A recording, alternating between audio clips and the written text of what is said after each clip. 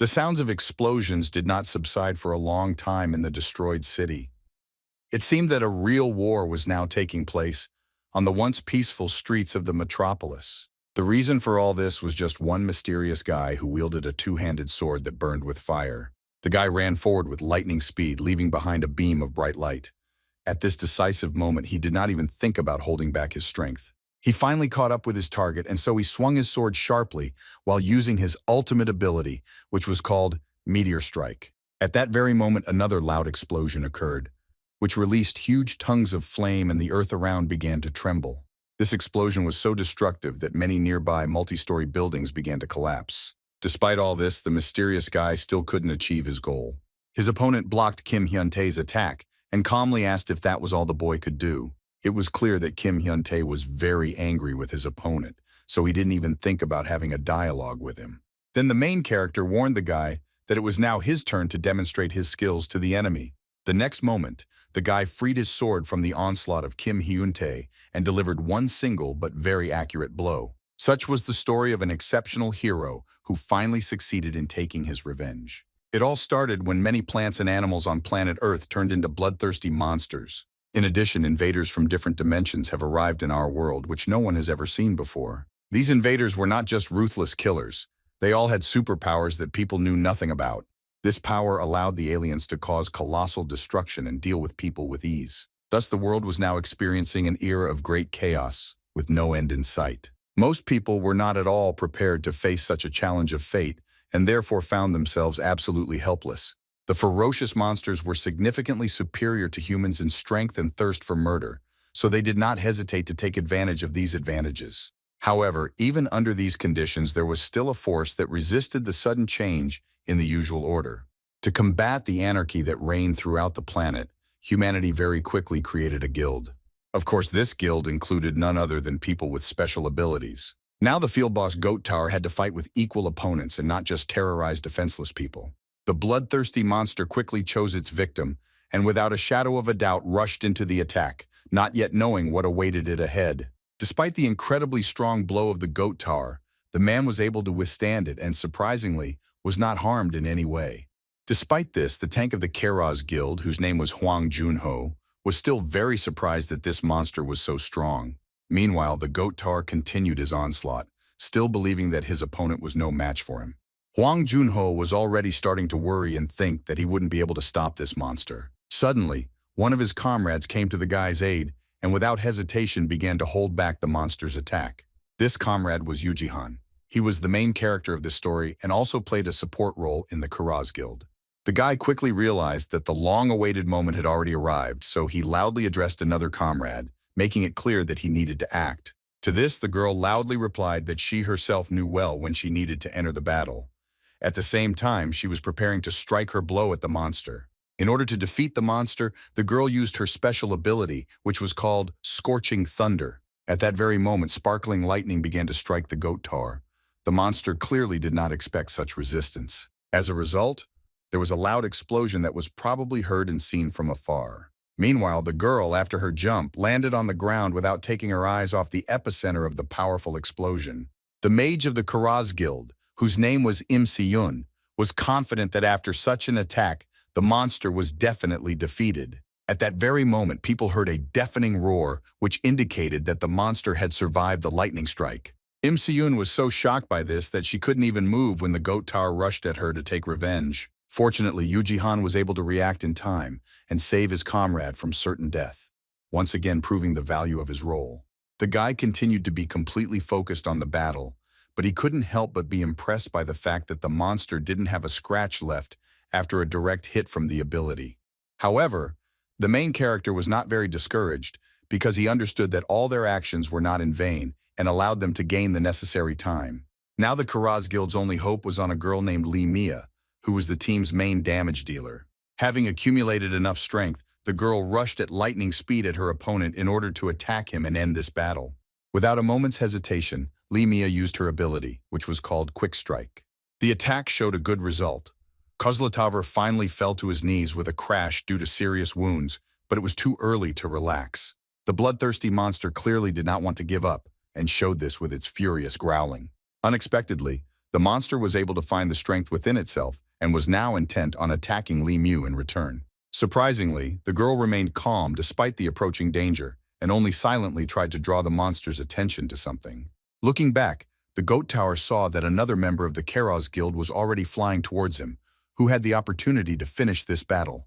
The next moment, an ability called Meteor Strike was used, causing rocks to fall from the sky at an incredible speed. As a result, all this provoked a huge explosion of flame, from which the monster was completely engulfed.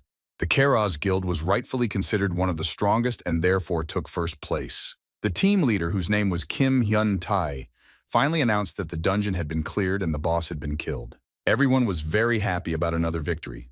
Such moments made the main character feel that he was in the right place. Yuji was one of the founders of this team, so he knew well the path that the Keras guild had to go through to achieve success. Soon the cheerful laughter died down, and the deserted streets of the destroyed city were filled with oppressive silence. Yuji stood silently in front of Kim Hyun-deng, who clearly wanted to tell him something. The team leader looked very serious, but this did not stop him from turning to the main character. The next moment, the guy said that they were excluding Yuji from their team. These words shocked the guy. He couldn't believe what he heard and hoped that there had been some kind of mistake. As luck would have it, it started raining at that very moment. Soon after, Yuji walked slowly alone, trying to comprehend what had happened. Suddenly, the guy received a message on his phone saying that 10 million won had been deposited into his bank account. Yuji couldn't believe that this was all he got for 7 years of hard work. The main character thought for a moment about why all this happened to him. He remembered Hwang Junho asking him what was so important he had done for their team. At the same time, Im Si-yoon claimed that even a newbie could handle the work that Yuji did if he studied a little. Lee Mia didn't hide her thoughts and said directly that the main character was too weak for their guild. The guy was hurt the most by the words of Kim Hyun-tae, who, with a frown, said that the Keros guild no longer needed him. Now Yuji silently looked at the rain, thinking about what he should do next. The guy didn't understand why he was even a member of this guild. Many other questions were troubling his mind, but there were no answers. Yuji felt like this was the end of his story as a hero. Suddenly, lightning flashed in the sky and a loud thunder echoed throughout the area. The main character instantly came to his senses and decided that he couldn't just leave all this in an instant. Approaching an inconspicuous building on which some kind of sign hung crookedly, a green grid resembling computer graphics suddenly appeared in front of the guy. Yuji unique ability was accidentally activated in special cases and the test was just now starting. After the main character was expelled from Keras, he spent a whole week looking for a new guild to join. It was quite a painstaking job, but in the end it was crowned with success. The guy was most attracted by the guild, which was called Fun, and which was just looking for new team members. Upon seeing this announcement, the guy immediately and involuntarily used his ability. This ability began to calculate the chances that the Fun guild would succeed if Yuji joined it. Soon the protagonist clearly saw that the probability of success was 99%, which gave him determination. The guy was confident that with his ability, he could become more successful than his former colleagues. Bright moonlight penetrated into the dark room through a large window, thanks to which it was possible to at least see something here. Despite the lack of lighting in this apartment, someone was clearly there, as evidenced by the instant noodles that had just been doused with boiling water. The mysterious girl realized with annoyance that she would not be able to eat normally because her electricity had been cut off. Suddenly, the front door of her home opened, and a stranger appeared on the threshold, which momentarily discouraged the girl. Quickly coming to her senses, she loudly asked who the guy was and why he came here. Yuji was breathing heavily and was clearly very excited. Nevertheless, the main character confidently stated that he came here to join the Fun Guild. The girl was very surprised by this answer. It seemed that she did not believe at all that anyone would respond to her ad. Unfortunately, she didn't have time to ask the guy any additional questions because he suddenly lost consciousness from helplessness and fell to the floor with a crash. This alarmed the girl. She did not understand what had happened and tried to ask if everything was okay with the stranger, but he did not answer. Some time passed. Yuji came to his senses as suddenly as he lost consciousness. He himself did not understand what had happened to him. The girl, whom Yuji hadn't even had time to meet, was nearby and had been humbly waiting for him to wake up all this time. The head of the guild Fun, whose name was Kim Si-hoo, reported that the guy had been out for about an hour, after which she clarified whether his name was Yuji. The main character was surprised by what he heard and asked how the girl knew his name. Kim Si-hoo silently showed the boy's ID, which indicated that he was a member of the Keras guild. She then asked why Yuji Han was trying to join her small guild after being part of such a famous team. The main character clearly didn't like this question. It seemed he was about to cry because of the circumstances that forced him to end up in this apartment today. Finally, after a short silence, the guy gathered his strength and promised Kim Si-hoo that he would explain everything to her. After some time, the head of the guild, Fun, learned all the details of what happened and was ready to give her answer. The girl understood the situation in which the main character found himself, but she believed that with his experience, he could join a stronger team. That was why Kim Si-hoo was interested in why Yuji Han wanted to join her guild. The main character immediately began to wonder whether the girl would believe him if he told her the whole truth. He understood that his ability looked so unusual against the background of the others that it was difficult to believe in its reality. Due to the long silence, Kim Si-hoo realized that the guy could not talk about this topic, so she decided to tell him about herself first. It turned out that Kim Si-hoo was the child of an elf and a human, that is, she was a half-elf. Yuji Han was very surprised by what he heard, because he had never encountered anything like this. Everyone knew well that after numerous invasions from different dimensions, many species of intelligent beings appeared on planet Earth. One such species were the elves, who were viewed with prejudice by many people. Kim Si-hoo continued to say that she had the blood of elves who once exterminated humans. She was interested in whether Yuji Han still wanted to join her guild after hearing this. After hearing this, the main character was in no hurry to answer the question and only looked intently at the girl. Kim Si-hoo also silently looked at the guy, waiting for his answer. This lasted for some time. Finally, Yuji Han noticed that the girl was trying to scare him, but her hands were shaking very much. This remark discouraged Kim Si-ha. The guy continued to say that he had nothing against elves. He had seen them a couple of times and therefore knew that they were not much different from people. The main character also believed that extra villains would discredit the elves for the fact that they belonged to a different species. These words impressed the head of the guild, Fun, so much that she even became embarrassed as if she had never heard anything like this before. Having come to her senses, the girl promised that she would consider Yuji Han's application and would soon contact him. The guy was satisfied with this, so he thanked Kim Si-hoo for the conversation. Suddenly, the magic staff that was lying on the table began to glow brightly and make barely audible sounds. Kim Si-hoo was very surprised by this and did not understand why the Pleuron reacted right now. Meanwhile, the staff began to glow even brighter, and this light seemed to separate from the magical artifact coming out of it.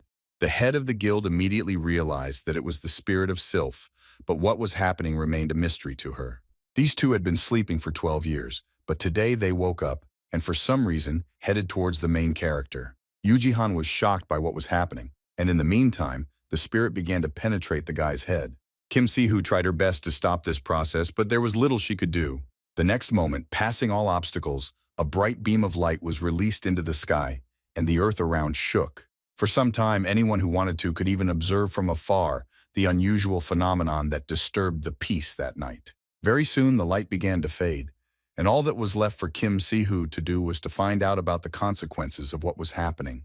The girl was shocked by what she saw and could not believe that this actually happened. The leader of the Fun Guild found it impossible that the Sylph spirit had made a contract with a human. The exceptional hero Yuji Han had just begun to belong to the super rare class of people. Only 20 people in the entire world had this ability. From now on, the main character was an elementalist. In this world, there were people who signed contracts with special beings and used their powers. All these few people belonged to the super rare class of elementalists. One of the representatives of this class was the mist elementalist Luke Harrison, who lived in England. In Samoa, there was another elementalist named Maloshi Soipua, who was a master of the water element. A desert elementalist named Abu Bakar lived in Egypt. All these elementalists were unusual beings, but each of them possessed power comparable to that of an entire guild. Now, after a lucky coincidence, another unusual elementalist has appeared in this world. The main character had no idea what power he had just acquired and what lay ahead for him. Yuji Han became a flighty elementalist and one of the few representatives of this class in South Korea. The downpour continued while negotiations continued in the heroic guild Fun. Yuji Han asked if he had just made a contract with the spirit. Kim Si-hoo briefly confirmed it. The girl clarified that the guy had made a contract with the spirit of the wind, whose name was Sylph. It turned out that it was Kim Si-hoo's late mother.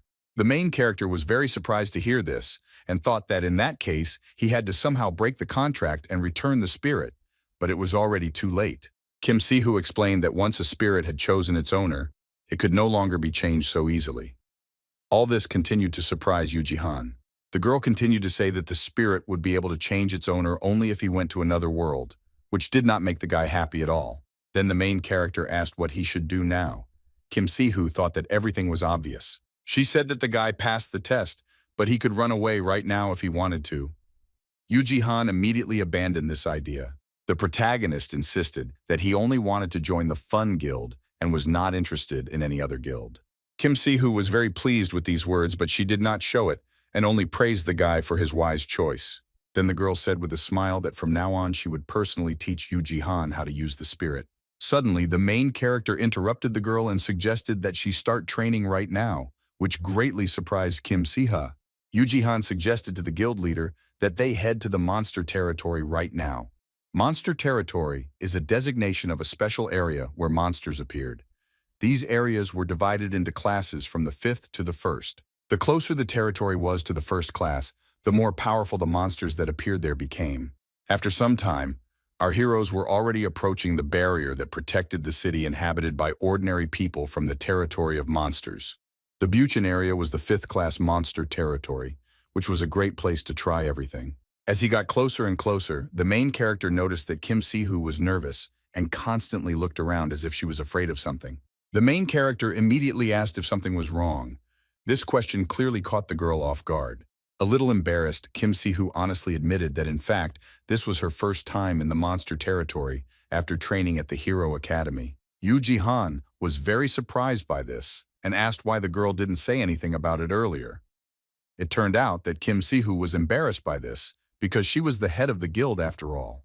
In the end, our heroes decided that Yuji would take on the role of leader for a while, after which they crossed the protective barrier.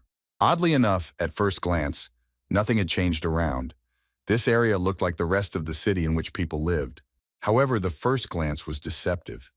In the territory of the monsters, there were many destroyed multi-story buildings, which no one was going to repair due to the danger. Walking through the empty streets, Yuji asked a girl what kind of monsters could appear here. Kim Si-hoo immediately looked on the internet with this question. It turned out that the monsters that could appear in the monster territory in the Buchan area were basilisks.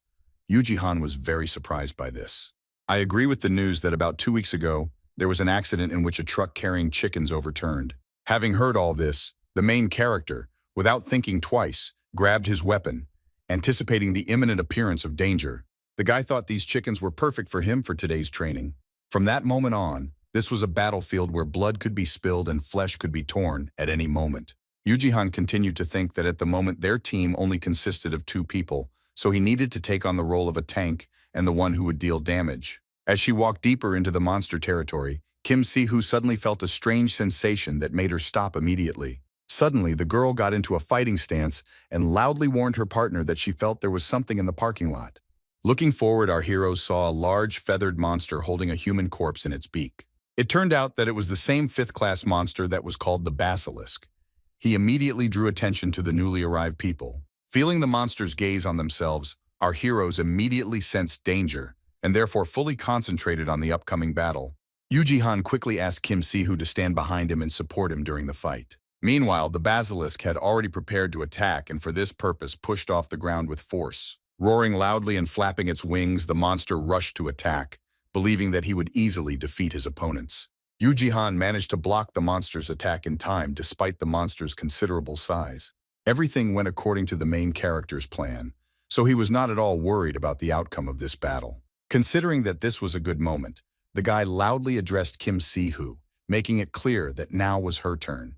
The girl immediately began to read mysterious spells in an unknown language, which was accompanied by the appearance of a glowing aura. Soon, all the preparations were completed, so Kim Si-hoo was ready to cast her spell. The next moment, the girl released an arrow of wind at her opponent, which pierced space with great speed. In the end, this attack hit the target exactly, from which the basilisk began to roar loudly and not all the while enduring incredible pain. A huge explosion completely engulfed the monster, leaving him no chance of escape. Yuji remained on guard for a while longer and carefully looked at the monster that was lying on the ground without showing any signs of life. After that, the guy praised his partner for the good work of Kim Si-hoo.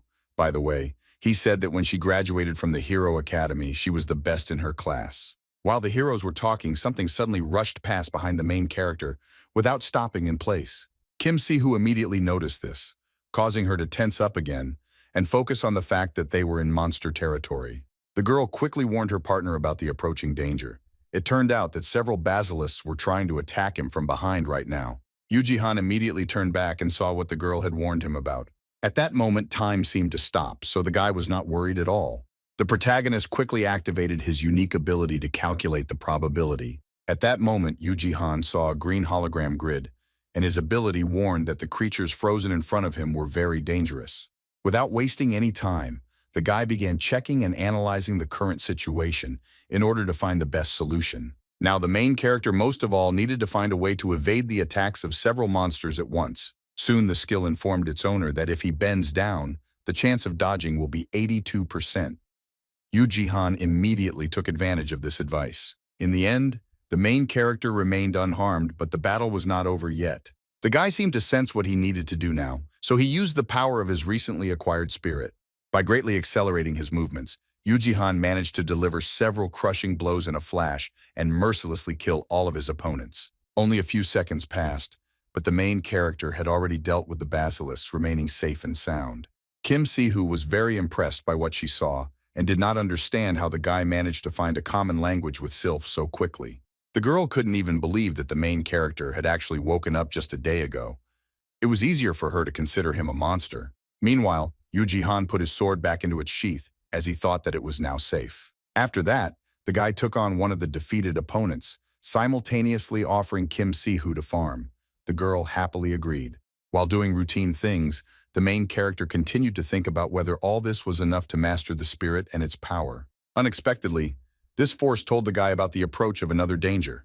Without wasting any time, the worried Yuji turned to Kim Si-hoo and asked her to be careful. The girl did not understand why the main character was telling her this, because she had not yet seen that a huge monster had appeared behind her.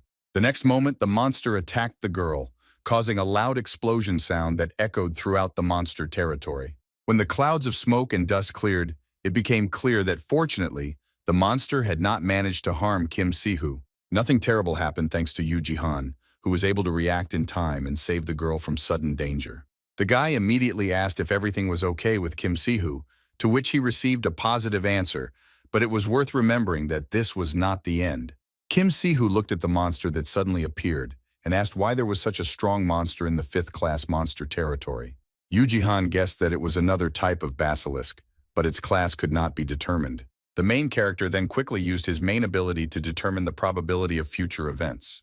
After the system analyzed the current situation, it announced that the probability of winning the battle with this monster was only 12%. It was a very disappointing result, but the guy still asked Kim Si-hoo if she could slow down this monster. The girl was taken aback by this question, but she thought that she would be able to do it for a moment. For Yuji, this was enough, so without thinking twice, he rushed into battle. At this time, the basilisk also prepared for the upcoming battle, and for this purpose gathered all its strength in its paws. The monster rushed into battle, growling loudly as it went, as if it hoped to frighten its opponent. Despite the approaching danger, the main character continued to run forward fearlessly, intending to fulfill his plan. Soon the guy realized that the right moment had already come, so he made it clear that Kim Si-hoo should do what he asked her to do. Without a moment's hesitation, the girl began to cast her spell, which was called Slowing Wind. The spell took effect just in time. Now no one could stop Yuji from approaching his opponent. The ferocious basilisk was completely immobilized and could not stop the armed guy who was running towards him with the intention of killing him. The main character believed that his plans were destined to come true, so he jumped high up and flew towards the monster, swinging his sword along the way. Unfortunately, it was at this moment that the spell's effect began to weaken, which allowed the monster to free its beak. As a result, Yuji flew straight into the open mouth of the monster, who was only happy about it. At that moment, time seemed to slow down for the main character. It seemed that this time he would not be able to avoid danger. However, the guy remained just as unperturbed and completely focused on the battle. Suddenly, the guy remembered the words of the leader of the guild, Keras, who called him useless. At that very moment, the main character began to be overcome by a furious rage that gave him strength. In the end, Yuji managed to completely immobilize the monster, using the new skill he had acquired thanks to the spirit. After that, the guy began to mercilessly deal multiple blows, and literally cut his opponent using the wind cut ability. The main character could not stop for a long time because he was not sure that he had finally defeated the dangerous monster. Being completely carried away by this process, the main character did not even suspect that right now he was being closely watched. The unknown person stood on the roof of one of the abandoned buildings and watched as Yuji fought against the unusual basilisk. The man was clearly pleased with what he saw because he was not at all prepared to see something like this. The Earth elementalist named Yun Doha did not expect that there was another elementalist in South Korea besides him. He was glad to meet them. Meanwhile, in Gyeonggi province, in the territory of second-class monsters, someone was also testing their strength. A loud roar was heard throughout the area, and the earth seemed to be shaking from within. Gradually, the sound became louder, which clearly indicated the approach of danger. The next moment, a huge monster, which resembled a worm, burst out from under the ground. There were several such creatures here, and they all wanted to deal with the violators of their peace. Hwang Jun-ho, playing his role, tried with all his might to attract the attention of these monsters to himself. For this guy, he activated his skill called aggression, which immediately made the monster head towards him. A huge worm loudly levers, trying to intimidate its opponent while attacking him. Despite the impressive size of this monster and its aggression, Hwang Jun-ho managed to stop his opponent. Then the guy quickly turned to Im Seon and asked for the prey. She hurried because she wouldn't be able to hold back this monster for too long. The mage of the Keras guild knew well what she had to do, so she didn't hesitate for a second. The girl quickly concentrated and used her skill, which was called chain lightning. At that very moment, all the huge worms were struck by a discharge of electricity, which made them forget their intentions. Eventually, a huge explosion of flames occurred, which completely engulfed these monsters. For some time, Im Seon carefully looked out into the flashing lightning and clouds of dust to see if the danger had passed. Soon the girl began to laugh at the fact that her comrades were making such a fuss over such weak opponents. Hwang Jun-ho was not very happy with the outcome of this objection, since the explosion almost hit him. To this, Im Seon advised the guy to lose weight. After that, the guild leader announced that they all should have already spoken to retreat, but suddenly something caught Hwang Jun-ho's attention. It turned out that another giant worm had appeared right behind Im Seon and quickly headed towards the girl in order to take revenge on her for the killed monsters. Im Seon was surprised that one of them was still alive, and without having time to do anything, asked Yuji to cover for her. At that very moment, the girl realized that this guy was no longer on their team. Now she was left alone with the bloodthirsty monster, which had already opened its mouth to eat her alive. Suddenly, as if out of nowhere, a bright beam of light appeared and passed straight through the monster's head. Im Seon didn't expect this at all. As a result, the huge worm was cut in half and the girl had the opportunity to see her savior. It turned out that it was Kim Hyuntae. He frowned and looked at the magician with obvious displeasure. Soon, everything became quiet in the monster's territory. The defeated monsters lay abandoned on the ground, but the air was still filled with an oppressive atmosphere. Im Seon took a long time to recover from what happened and said that the battle was too hard. Hwang Jun-ho would agree with this and added that this monster was different from the usual ones and assumed that it was some kind of variety. At the same time, Im Seon thought that there was nothing strange about this monster. The head of the Keras guild also insisted that it was an ordinary giant worm. That's why the guy didn't understand something and was very angry about it. Kim Hyun-tae slammed his hand into the wall with all his might and asked with displeasure why his comrade was so afraid of this monster. Im Seon and Hwang Jun-ho were scared by this reaction, so they quickly tried to find an excuse for themselves. At this time, someone quietly approached from behind. This man had already attracted the attention of all the guild members, and he silenced them. It turned out that it was Lee Mia. She was all stained with the blood of the monsters she killed. The next moment, the girl calmly reported to the leader that the clearing of the second zone was complete. Kim Hyun-tae was still dissatisfied and reminded the girl that she shouldn't have behaved as she pleased. The angry guy, holding back his anger, continued to say that no one here would take care of her anymore. Lee Mia, as always, calmly replied that she knew about it herself.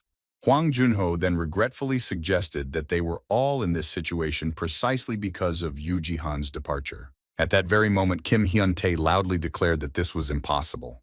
The leader of the Keras guild had insisted that they no longer needed someone like Yuji Han, so his departure was not a major loss. Meanwhile, Yuji Han himself stood motionless and came to his senses after the battle with the unusual wyvern.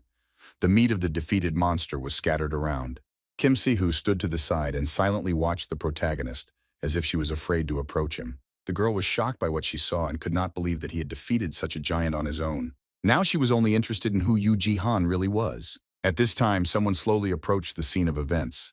This person was well aware of what had happened here. However, he was still surprised and could not believe that those two dealt with that huge monster themselves. The young guy with a large backpack on his shoulders smiled slyly and thought that this was his gold mine. Finally coming to her senses after what she saw, Kim Si-hoo quickly headed towards the main character, asking him along the way if he was injured. Before she could reach Yuji, the girl saw how he suddenly began to fall to the ground, no longer able to stand on his feet. Kim Si-hoo was scared by this and kept asking if everything was okay with the guy.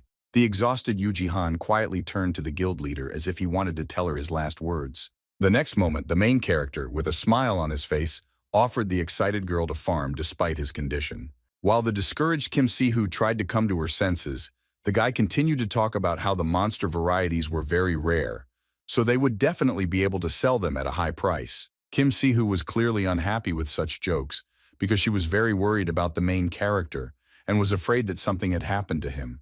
Then the guild leader looked around and decided that this was too much prey for them. Yuji couldn't help but agree with this. At this moment, a mysterious man appeared behind our heroes and offered them his help. This greatly surprised Yuji and Kim Si-hoo. It turned out that it was the same guy with a big backpack on his shoulders.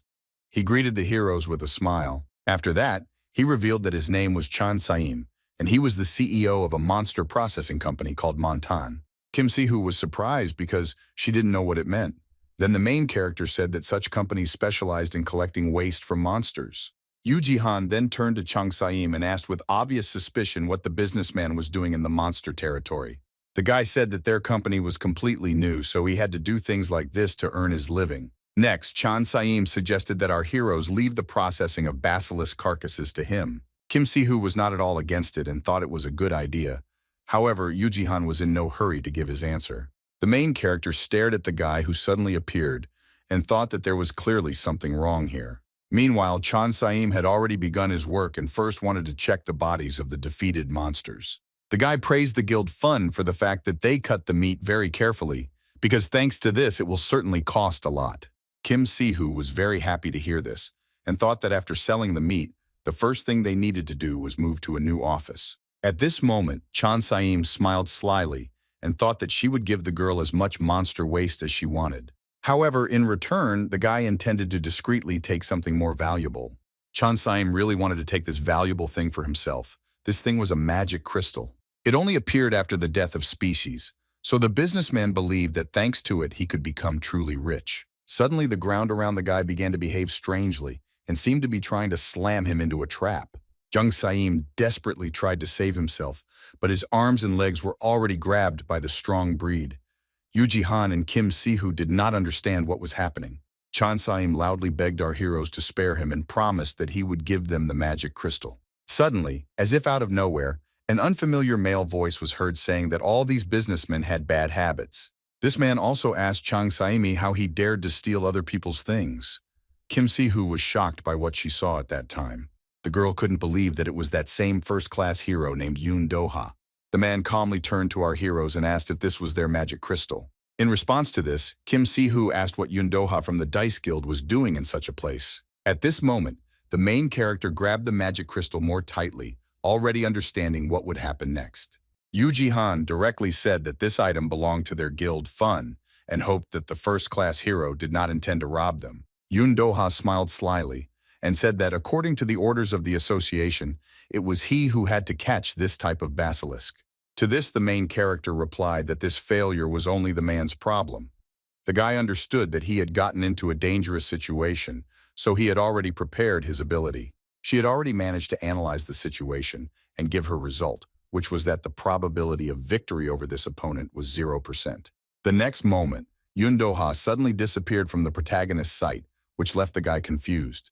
A second later, a man appeared behind Yuji and, waving his hand, said that the main character did not understand something.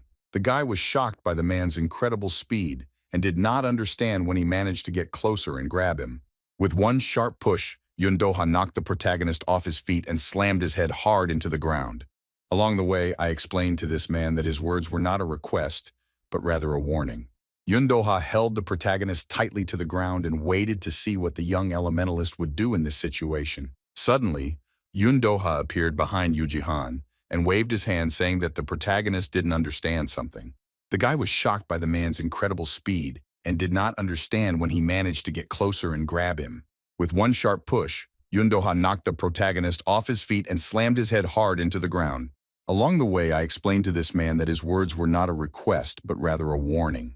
Yun Doha held the protagonist tightly to the ground and waited to see what the young elementalist would do in this situation. Chan Saim, who was trapped in an earth elementalist's trap, watched everything that was happening from the side. The guy was very unhappy with his situation and did not understand how he managed to run into this man right here. Yun Doha was the leader of one of the largest guilds in South Korea, called DICE. Moreover, he was the only earth elementalist in the entire world whom an ordinary person could not even dream of comparing to. For his many accomplishments and incredible skills, Yun Doha was known by many as the Earth Dragon. Suddenly, Kim Si-hoo loudly addressed the guy and pointed a magic staff at him, politely asking him to move away from Yuji. Yun Doha, not at all scared, said that it would be better if the girl stayed in the same place where she was standing and did not come closer. Otherwise, the Earth Dragon, with a sly smile on his face, promised that the main character would die. Kim Si-hoo heard this and realized that Yun Doha was serious, so now she was afraid to even move. At the same time, Yuji, although he found himself in a completely disadvantageous position, remained confident in himself and his abilities. That is why the guy put the words of the Earth Elementalist under the combination, simultaneously using the power of his spirit. The protagonist was ready to fight back against Yun Doha, so he fearlessly declared that the leader of the Dice Guild would die as a result of this fight. The next moment, Yuji used a skill called Wind Knight, which released a huge amount of energy in all directions. Thanks to this, Yun Doha, although not mortally wounded, was thrown far back. The guild leader did not expect this at all, so he was taken aback as if no one had ever fought him back before. Man, where did his opponent get the strength for this attack? Because he was definitely pressed into the ground and looked completely helpless. This made Yun Doha think and take his opponent more seriously. Looking closely at the main character, the man seemed to begin to guess what was going on. The guild leader guessed that at the moment Yuji fell to the ground, he summoned his element to reduce the damage. In addition, Yun Doha couldn't help but notice that it was precisely because the guy hid his element that he managed to control it. The guild leader realized that he was facing a serious opponent, and because of this, he considered Yuji an interesting guy. Meanwhile, the main character, using his unique ability, had already managed to calculate the probability and realized that if he continued to use elemental magic, he would simply die. The guy believed that he had spent all his remaining mana on an attack that did not cause any damage to Yun Doha at all. Now Yuji understood what kind of hero the First Class was and admitted that he was no match for him. Meanwhile, the head of the Dice Guild had already come to his senses after what had happened to him and decided to act more decisively. Yun Doha, who was now feeling a sense of danger, suggested to his opponent that they move on to the second round since they had already exchanged greeting blows. The man was very interested to know which of them would be the first, but this was not destined to come true. Suddenly, a magic crystal flew straight into Yun Doha's head. He stopped the crystal and, looking at the main character with bewilderment, the man saw that his opponent raised his hands up and said that he tried. Yun Doha was very unhappy about this, but Yuji explained that he no longer wanted to fight and therefore voluntarily gave the man the crystal that he wanted to get so much. The guy hoped that the guild leader would not violate the Declaration of Surrender paragraph 9 of Article 38 of the Law on Heroes. To this, the man responded with displeasure that he was only trying to have a little fun. At this moment, a loud roar was heard behind Yun Doha, and a strong wind began to blow, which made him forget about the main character. Looking up, the man saw several helicopters in the sky that were about to land, and realized that the members of the Hero Association had arrived just in time. Kim Si-hoo was very surprised by what was happening, because she had never even thought that she would have the opportunity to participate in something like this, even if only as a spectator. Then the helicopter door opened, and Yun Doha's assistant loudly addressed him, asking with displeasure how he could go into the monster territory alone. To this, the man showed the magic crystal and said that he had completed his task, and therefore the girl should not have scolded him immediately after her arrival. Then he suggested that the main character determine the winner later and finally asked his name. The guy confidently answered that his name was Yuji, and he was from the Fun Guild. Yun Doha, hearing the name of the guild, thought for a moment as if trying to remember if he had heard this name before. In the end, the man advised our heroes to take part in a test for promotion to the 4th grade. The Earth Elementalist promised with a smile that he would personally recommend the Fun Guild. The protagonist was very surprised by this and therefore asked why the head of the other guild did this. Yun Doha, getting into the helicopter, briefly replied that he just wanted to. After this, the helicopter began to quickly spin its blades and gain altitude. The satisfied man asked his assistant to write a letter of recommendation for our heroes. The girl reminded them that the test would take place in 2 days, so they couldn't just send the letter right now. She continued to say that, in addition to everything else, the Fun Guild was not registered. Suddenly the girl fell silent because something caught her attention. It turns out that she saw a huge hematoma on Yun Doha's arm. The assistant simply could not believe that the Earth Elementalist was injured. At the same time, the man was very pleased and said that he had fun. After some time, our heroes returned to the modest office of the Fun Guild. Chansaim knelt down and regretfully admitted that he was wrong. Yuji had no intention of accepting the apology and therefore warned that the boy was in for a well-deserved punishment. Jungsaim begged our heroes to listen to him first. It turned out that the young businessman had overheard the conversation and knew that the Fun Guild was going to take part in a test to be promoted to the 4th class. Chansaim continued to say that the test would be done in 2 days, so our heroes should hurry and change their deception right now. The guy emphasized that the service life of Yuji weapon had come to an end, and the same applied to other equipment, so it was impossible to take the test in such a state. That is why the guy zealously offered to go to the workshop that he knew and solve this problem, after which he would not mind receiving his punishment. Hearing all this, Yuji and Kim Si-hoo silently looked at each other as if they were trying to find out whether this was a good idea. In the end, our heroes agreed to this proposal and so obediently followed Chansaim. After some time, the young businessman brought our heroes to an inconspicuous building, which, judging by everything, was a workshop. Yuji looked around carefully as if he suspected something and was trying to find confirmation of it. It turned out that it really was a workshop, but there was no one in this spacious room. Kim Si-hoo instantly became angry and turned to Chansaim and asked if this was another trick of his. The guy, of course, denied it. Suddenly, a mysterious man came out of the darkness towards our heroes. He loudly stamped his foot, trying to attract the attention of our heroes, and asked with displeasure who they were. A menacing man with a long black beard held a huge hammer in his hand and insisted that today was their day off. That is why he was interested in what brought our heroes here. Yuji was very surprised and could not believe that a dwarf blacksmith stood in front of him. In this world, the dwarves were a race that consisted primarily of first-class blacksmiths. This was the race that the hero wanted to meet the most, since the weapons of the dwarves could boast of the highest rank of quality. Kim Si-hoo was delighted because she, like the main character, saw the dwarf for the first time. At this time, Chansaim began to leave unnoticed.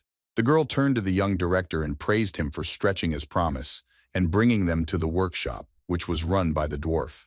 Kim Si-hoo was very surprised when she did not see Chansaim next to her.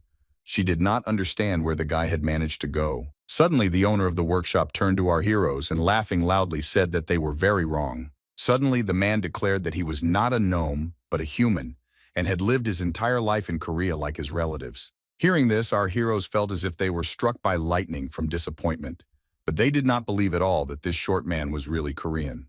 Yuji and Kim Si-hoo immediately began to loudly claim that the man did not take it and was in fact definitely a dwarf, so they demanded that he show them his ID. The owner of the workshop nevertheless decided to satisfy our heroine's interest and therefore allowed them to look at her ID. Yuji and Kim Si-hoo immediately began to examine the document and soon realized that the man was telling the truth. It turned out that the blacksmith was already 27 years old, but his photograph in the documents was very different from how he looked in reality. This confused our heroes. They thought that this ID had been stolen, so they were ready to call the police. Kim Si-hoo was very unhappy that the directors of Montan Company had deceived them again. Suddenly, the workshop owner's attention was drawn to something that immediately made him forget about the dispute about his race. Suddenly, he turned to the main character and asked him for permission to look at his sword. This request surprised the guy very much. The blacksmith was very impressed when he took Yuji weapon in his hands. He was especially attracted by the marks on the sword. The man then asked if the boy was really a wind elementalist.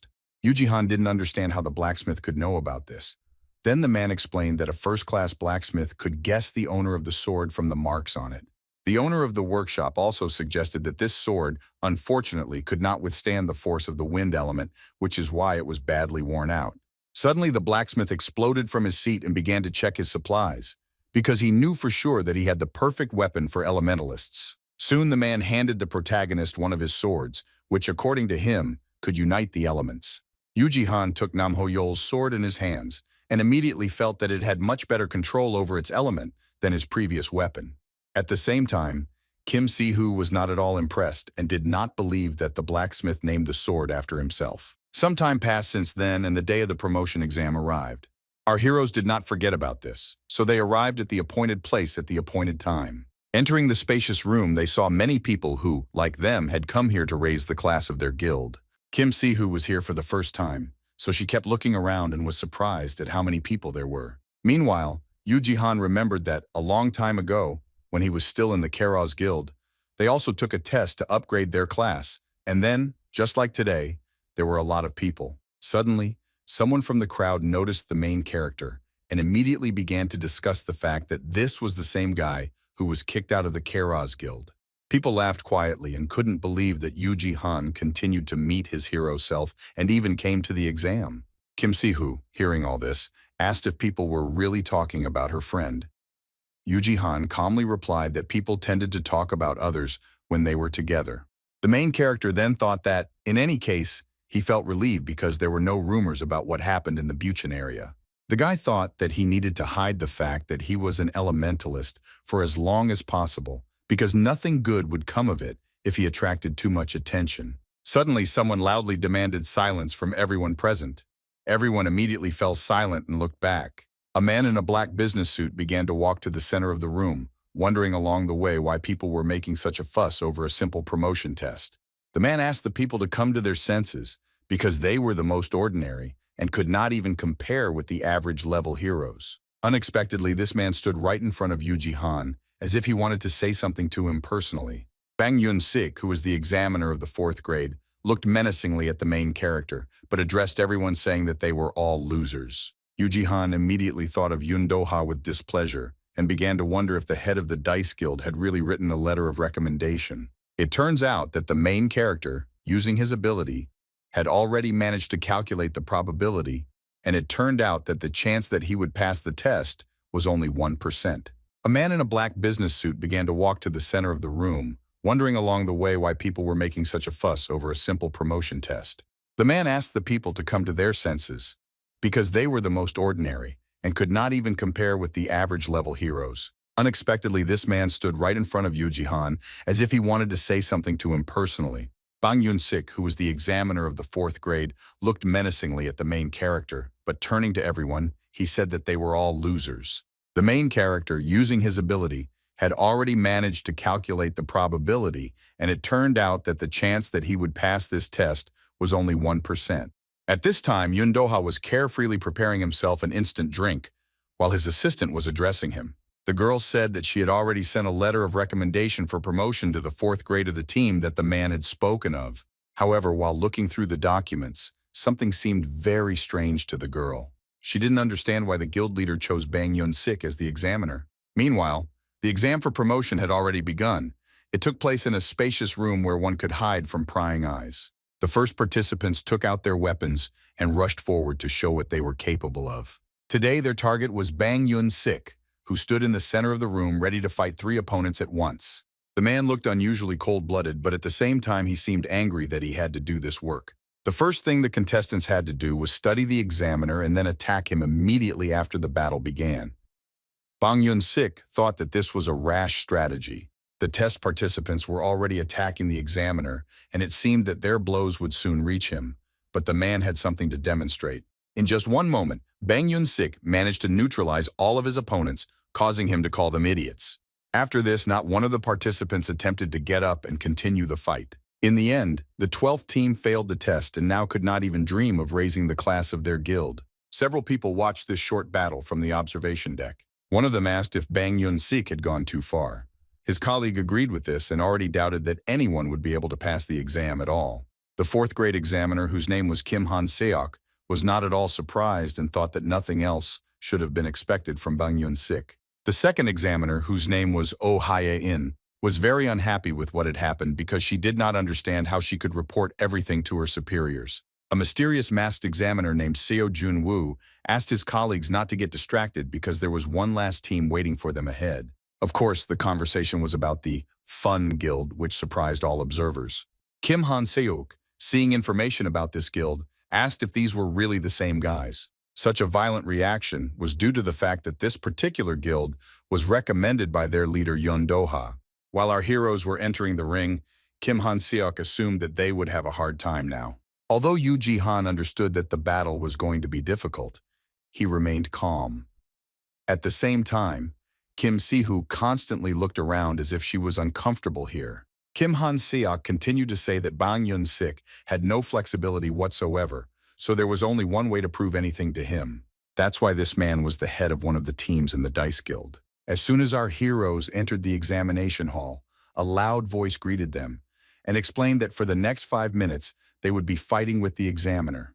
The test will be considered passed only when the participants either completely defeat the examiner or when they receive confirmation from him. Kim Si-hoo was very unhappy with what she heard because she didn't understand how a team of only the 5th grade could defeat the examiner. Meanwhile, Yuji Han carefully examined Bang Yun-sik and was surprised that there was not a scratch on the examiner, although he had fought with many teams before. The main character realized that the fight would be difficult, so he asked Kim Si-hoo to help him from behind his back, just like in the monster's territory. The girl agreed to carry out this order. Finally, Yuji Han warned that this would not be an easy battle, so they had to be as focused as possible. Soon the same voice announced that the 4th grade exam was starting right now. At that very moment, Bang Yun-sik approached the main character with lightning speed and attacked him with all his might, causing Yuji Han to almost lose his balance. The guy did not expect at all that the examiner would attack him immediately after the test began. Suddenly, there was a loud explosion that raised thick clouds of dust into the air. Kim Si-hoo was so worried about her comrade that she didn't even notice that the examiner's fist was already approaching her face at great speed. A moment later, a loud thud was heard, but Kim Si-hoo was nowhere to be seen. Bang Yun-sik was very surprised by what happened and did not immediately understand why his blow did not reach its target. It turned out that the invisible barrier was able to protect the girl from the examiner's blow. Bang Yun-sik immediately realized that this barrier was not created by Kim Si-hoo, but by her partner, so he quickly turned his gaze to the main character. Looking at Yuji Han, the man immediately realized that the letter of recommendation was not fake. Then the examiner attacked Kim Si-hoo again, so that she would not interfere with him confronting the main character. This time, the blow reached its target. After this, Bang Yun-sik pushed off the floor with great force and rushed towards his second opponent with lightning speed. The examiner was determined to fully test the guy who was recommended by Yun Doha himself and therefore did not think of holding back. Despite the fact that the man had a training weapon in his hands, he was not afraid to engage in a fight with the armed Yuji Han. The main character blocked the examiner's blows, but it was hard for him to do so. The guy couldn't believe that a wooden sword could do so much damage while in the hands of Bang Yun-sik. However, Yuji Han collected his thoughts and realized that he first needed to increase the distance between himself and his opponent. To do this, the protagonist immediately used the skill Windy Night, which allowed him to throw the examiner away from himself. Surprisingly, the man did not lose his composure and was able to land deftly on his feet while maintaining his balance. Bang Yun-sik didn't expect the main character to use wind magic. The man was very irritated by this talent. Meanwhile, Yuji Han had already used the acceleration skill and appeared behind the examiner in a flash, swinging his sword at the same time. Bang Yun-sik was very surprised by this. It seemed that at this point the test would be completed. Assistant Yun Doha didn't understand why the man chose Bang Yun-sik as the examiner and thought that in this case the letter of recommendation would work against the Fun Guild. The guild leader of the Dice Guild replied with a wide smile on his face that he did it because Bang Yun-sik was one of a kind. It was not for nothing that this examiner was called the swordsman who cuts through the wind. He still had something to demonstrate to our heroes. In order to defend against Yuji Han, he used a skill called rapid sword flow, which allowed him to deal multiple lightning-fast strikes to his target. This attack, of course, caught the main character by surprise and stopped him, but it was not the end. Next, Bang Yun-sik mercilessly used a technique called flax-cutting fast blade. Yuji Han was once again hit with a colossal amount of blows. After this, the guy could no longer stand on his feet. Seeing this, the examiner was pleased and smiled broadly. Yuji Han was injured and knew full well that he would no longer be as fast as before. The protagonist was still feeling the effects of his previous battles with the basilisk and Yun Doha, so he couldn't use all of his powers now. On top of that, for some time now, the guy has begun to feel that his new sword has begun to consume an incredible amount of mana. Meanwhile, Bang Yun-sik looked at his opponent with an arrogant expression and asked if he had received a letter of recommendation from Yun Doha just because of his few skills. The examiner threatened to destroy the main character here and now, but he did not notice that Kim Si-hoo was already approaching the sky from behind. The girl, without a moment's hesitation, used her magic, simultaneously demanding that Bang Yun-sik leave her comrade. In order to avoid being attacked by the magician, the examiner had to leave his opponent and jump to the side. Kim Si-hoo landed on her feet without taking her eyes off Bang Yun-sik for a moment. Yuji had already intended to dissuade the girl from this battle, but she asked the guy to leave their opponent to her. At the same time, Kim Si-hoo thought that she couldn't hide behind Yuji forever, so she had to win. Bang Yun-sik called the girl stupid and asked if she was not going to back down. To this, Kim Si-hoo confidently stated her name and adjusting her hair said that she was the head of the Fun Guild. Bang Yun-sik immediately noticed the girl's unusual ears and realized that she was an elf. This made the man very happy. The examiner knew well that unlike the simple magicians who dared to attack him, the elves had the ability to hear the flows of mana. However, Bang Yun-sik considered his opponent too stupid, so without thinking he attacked the girl with several streams of destructive energy at once. Kim Si-hoo had a keen sense of the approaching danger, so at the most critical moment she completely trusted her hearing. Thanks to this, the girl quickly passed all the obstacles and was able to avoid being harmed by the examiner's attacks. Now it was Kim Si-hoo's turn to attack her opponent, and to do so she used the skill Wind Arrow. The next moment, a stream of indomitable energy in the form of a sharp arrow flew towards Bang Yun-sik, but the man remained calmly standing in place. Having easily repelled this attack, Bang Yun-sik praised the girl but insisted that this ability would not work at such a close range. Suddenly, a magical portal appeared behind the examiner, which was used by Kim Si-hoo to attack. The man managed to react in time and easily defend himself from another blow. Along the way, he asked if the girl had really prepared only one attack. At that moment, a magical portal appeared behind Bang Yun-sik again, but this time there were two of them. The examiner had to work hard to repel all the attacks. He was surprised that the fifth-grade hero used such complex skills. However, this was not the end. The main thing was the man in front. Looking around, Bang Yun-sik saw that he was surrounded on all sides by magical portals, from which an attack was about to begin. It was nothing other than hexagonal magic. Kim Si-hoo quickly corrected the man by saying that it was seven-sided magic. At the same time, she used the skill Slow Wind, with which she was able to immobilize the examiner. Bang Yun-sik realized that his opponents had managed to catch him after all. Now the man could only take many blows from all sides. The next moment there was a loud explosion of a cloud of dust which completely engulfed the examiner. Despite this, Kim Si-hoo continued to closely monitor the situation, as if she did not believe that this battle had ended in her favor. Still, the girl thought that Bang Yun-sik had gotten a good beating from her attacks, and even though the man was an examiner, he couldn't remain unharmed. At that moment, the girl heard Bang Yun-sik's voice praising her and saying that closing the distance to attack was a good move. However, despite this, the man believed that it was too slow, which is why he remained unharmed and was able to catch Kim Si-hoo off guard. The head of the Fun clan was shocked and could not believe that the examiner blocked her seven-sided magic. Then Bang Yun-sik turned to the main character and asked when he would attack him again. Exhausted, Yuji, despite his position, declared that the examiner would lose due to his arrogance. The guy understood that his sword could no longer absorb mana, and besides, he had just spent almost everything he had. However, despite this, the main character was determined to collect all the remains that he could and strike. The next moment, the boy swung his sword sharply, and using the Windblade skill, sent a stream of destructive energy towards his opponent.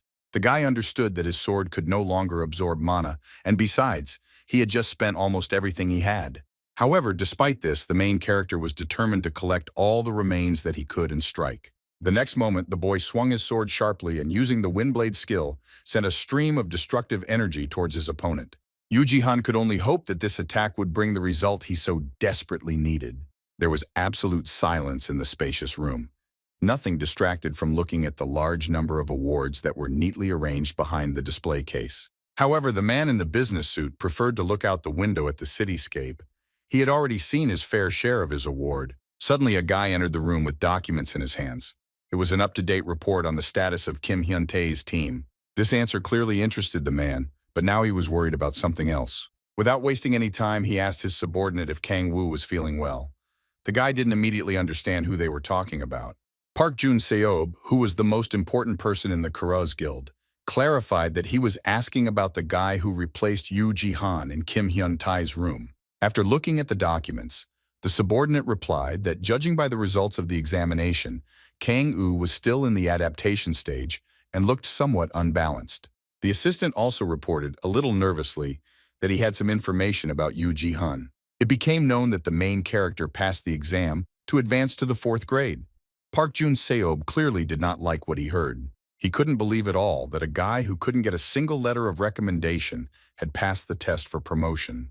To this, the subordinate timidly reported that Yuji Han had somehow managed to obtain a letter of recommendation from Yun Doha.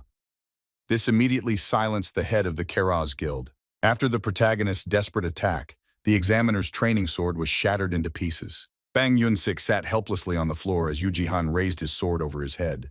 The guy was absolutely calm and looked intently at his defeated opponent, patiently waiting for what he would tell him. Bang Yun-sik was very angry that he found himself in this situation, but there was nothing he could do about it.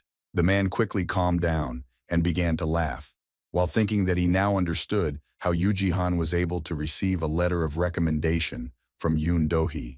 In the end, the man admitted his defeat, but felt that sending an elementalist to the exam was pure cheating. At this point, the upgrade test was completed, and our heroes were able to head to the waiting room to find out the final verdict. Yuji Han and Kim Si-hoo were completely exhausted after the battle with the examiner, so they took every opportunity to rest. Suddenly, the girl began to ask with admiration how the main character managed to learn to use elemental magic so quickly and show a new technique every time.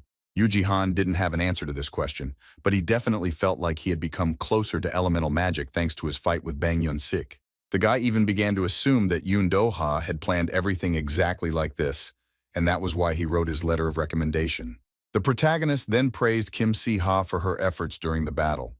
He believed that they were able to win because the girl distracted the examiner. The guy was of course happy with this victory, but it was too early to relax. An exam interview awaited our heroes. Suddenly, the door of one of the offices swung open, and satisfied exam participants began to emerge from it.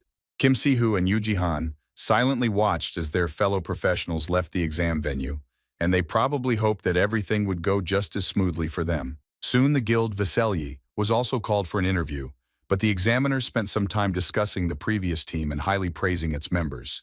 It was only when Lee Mia and Yuji Han appeared before the examiners that they paid attention to them. One of the men, looking through the documents, suggested to his colleagues that they move on to the next team if none of them had any objections. Suddenly, one of the examiners loudly demanded that this team be excluded.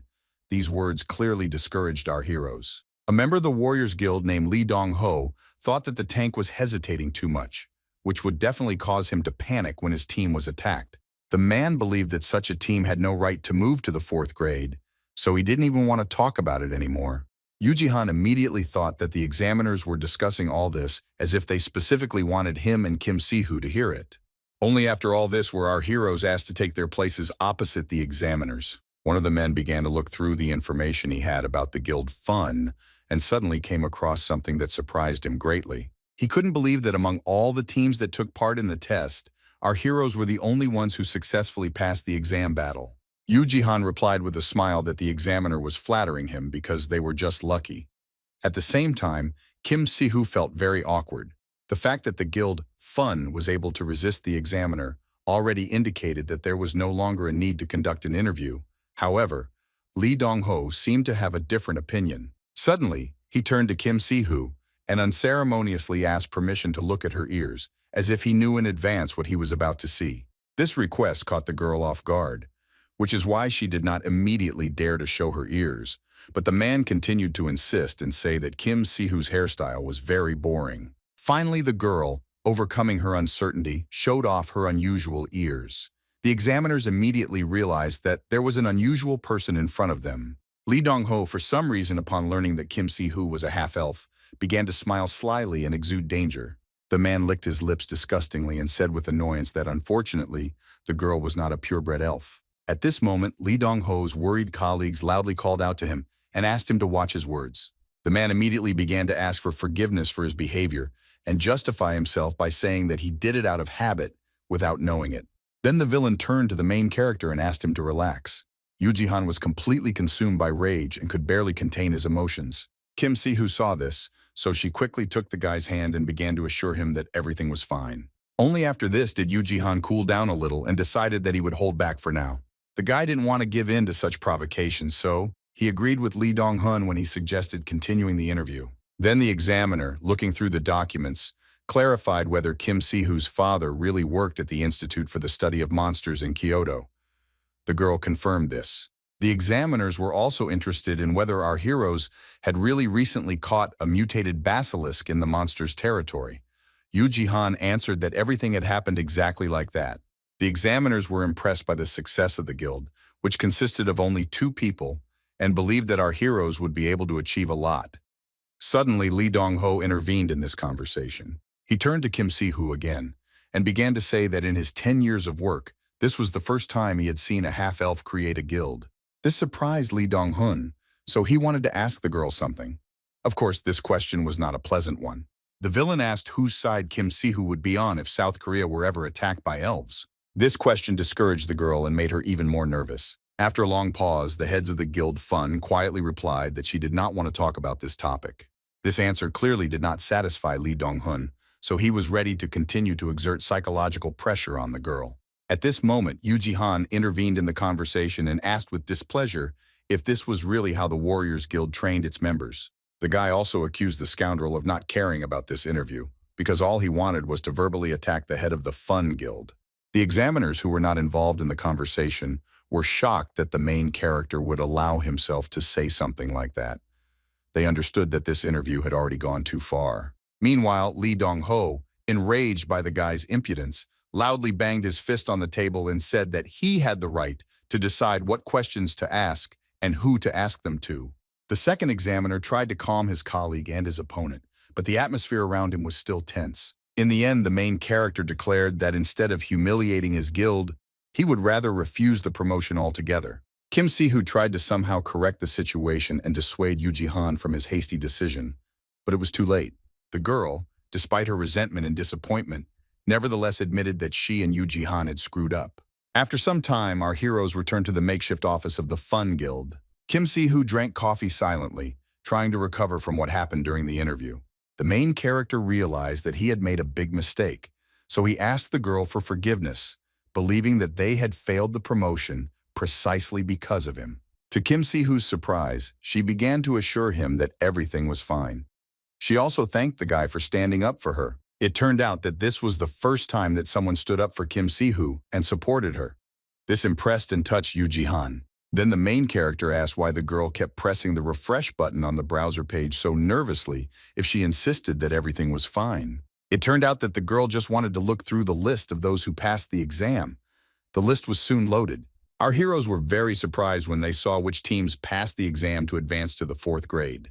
For a while they looked at each other in silence as if they didn't believe that they were not mistaken and that this was really happening to them. At this time, the people who were conducting the examination interview turned to Lee Dong-haeon and asked what he was thinking about so intently.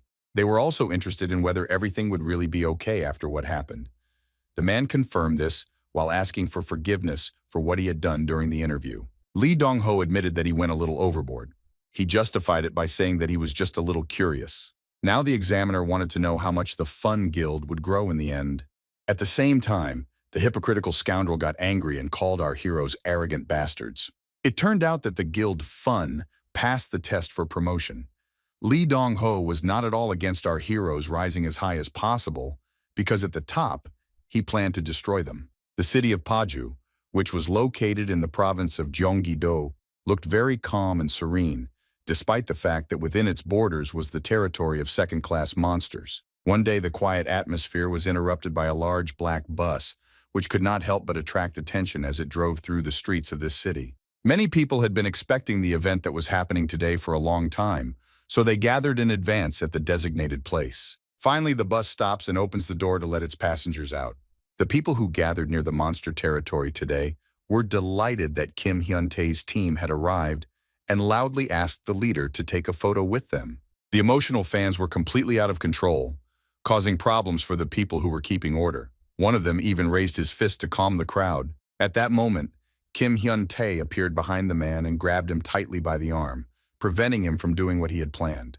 Then the guy turned to his fans with a smile and thanked them for their support, while asking everyone to be careful and not to go close to the border of the monster's territory. After this, the Keras Guild in full force went to the designated place to the delighted cries of the crowd. Everyone wished the heroes good luck. Finally, Kim Hyun-tae crossed the border of the monster territory. He did it absolutely without fear, because it was not the first time he did it. At that very moment, the guy took off his hypocritical mask of goodwill and, calling his fans scum, began to complain about how noisy they were. Hwang Junho noted that there were more people today than yesterday. The guild leader agreed with this, but he did not understand how everyone knew about their arrival and showed up at the right time every time. Suddenly, one of the team members turned to the leader and asked if he had seen a woman in front of the entrance. Kim Kang, barely holding back his laughter, continued to say that the woman was so ugly that he almost threw up. Kim Kang did not shut up and asked what kind of women Kim Hyun-tae liked. The guild leader briefly replied that he only liked pretty women. Hearing this, Kim Kang suggested going to a club this weekend and promised that he would bring a few pretty girls with him. At that moment, Im Seon turned to the newcomer with displeasure and asked him not to talk about such things in her presence. Kim Kang didn't lose his head and, showing goodwill, invited the girl to join them this weekend. Im Seon saw no reason to agree to this. Then the guy said that there would be a lot of male models in the club who would like to see her. This made Im Seon very embarrassed, but she continued to listen. Kim Kang promised that he would invite several handsome guys. At the same time, he thought that it would be easy for him to persuade Im Seon. He believed that his colleague was a completely ordinary girl whose desires were easy to guess. At the same time, Kim Kang had no idea what was on her mind, so he decided that he had to get to know her better.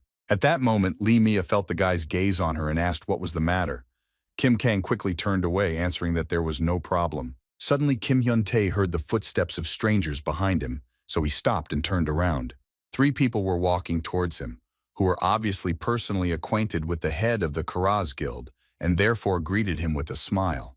They hadn't seen each other for a long time, and several months had passed since their last meeting in the monster territory. Suddenly, the leader of the suddenly appeared group asked where another member of the Keras Guild had gone. Kim Hyun-tae did not understand who they were talking about. Then the guy clarified that he was talking about the team member who was carrying everyone else's clothes. At that moment, Kim Hyun-tae looked at Kim Kang. He then went on to say that the guy left their team and Kim Kang joined in his place as a support player. The head of the other guild was surprised by this and was clearly upset. Kim Hyun-tae did not understand what the reason for such a reaction was, and therefore became noticeably tense. The guy said that when Yuji Han was in the Keras Guild about a year ago, he did them a great favor. The guild leader recalled that the main character's movements at that time were not a joke, and it was unpleasant how well he could move with a huge bag on his back. That's why the guild leader now wanted to take this guy for himself, and therefore asked Kim Hyun-tae for his contact information. After this, the representatives of the other guild left, wishing their colleagues good luck for the last time. Kim Hyun-tae was confused and couldn't believe that his interlocutor called Yuji Han incredible. Kim Kang was also surprised because he heard that Yuji Han was constantly getting in the way, so he thought that those people were simply overestimating the guy. Unexpectedly, without answering anything, the head of the guild, Keras, asked Kim Kang to give him his sword. The guy was surprised by this request. It turned out that right now the heroes were being attacked by a huge monster, but Kim Hyun-tae remained absolutely calm and repeated what he had said once again. Soon the guy had a sword in his hands, which he needed so much now. The weapon was immediately strengthened by the special abilities of the guild leader. Swinging his huge sword sharply, the guy fearlessly rushed into battle, intending to quickly deal with the obstacle that had arisen. Despite the danger that awaited Kim Hyun-tae, all he could think about now was Yuji Han. At this time, something strange was happening in another part of the city. The area was cordoned off, and people ran out of their homes without even taking anything with them.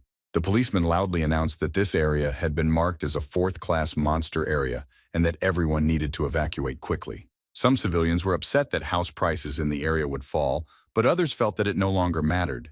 Amidst all this panic and confusion, 2 people stood out, heading straight to the epicenter of events. They were Yuji Han and Kim Si-hoo, who were intent on exploring the monster territories. She had already been dubbed the Saber-toothed cat. This name was given because a ferocious 4th-class monster appeared here, which was a saber-toothed cat. The main character did not waste time, entered into battle with the monster, and choosing the right moment, made it clear to his partner that her time had come. Kim Si-hoo quickly realized what she had to do, so she used her magical abilities to support the boy. The next moment, she released two streams of destructive energy that moved towards their target with lightning speed. As expected, both attacks caught the saber-toothed cat, causing it to lose control of the situation for a while. The main character took advantage of this and dealt a crushing blow to his opponent, literally cutting him in half. Kim Si-hoo was surprised that they dealt with fourth-class monsters so easily, because she mistakenly believed that everything would be much more difficult. Now the girl was only interested in how they would drag the bodies of the saber-toothed cats to the first floor in order to make money on this. Yuji suggested calling a monster processing company. At this moment, the conversation of our heroes was interrupted by a loud human cry asking for help. Kim Si-hoo assumed that there was still a person here who had not managed to evacuate. Yuji suggested saving him quickly, so he jumped up and ran towards the scream. At some point, the main character thought that the voice he had just heard seemed familiar to him. Soon our heroes arrived at the right place and quickly announced that they were members of the Fun Guild and asked if everything was okay with the victim. Yuji and Kim Si-hoo were very surprised when they saw Jung Saim, who was desperately trying to resist the saber-toothed cat and begging for help. After some time, all the monsters that posed a danger were defeated, which guaranteed our heroes a good income.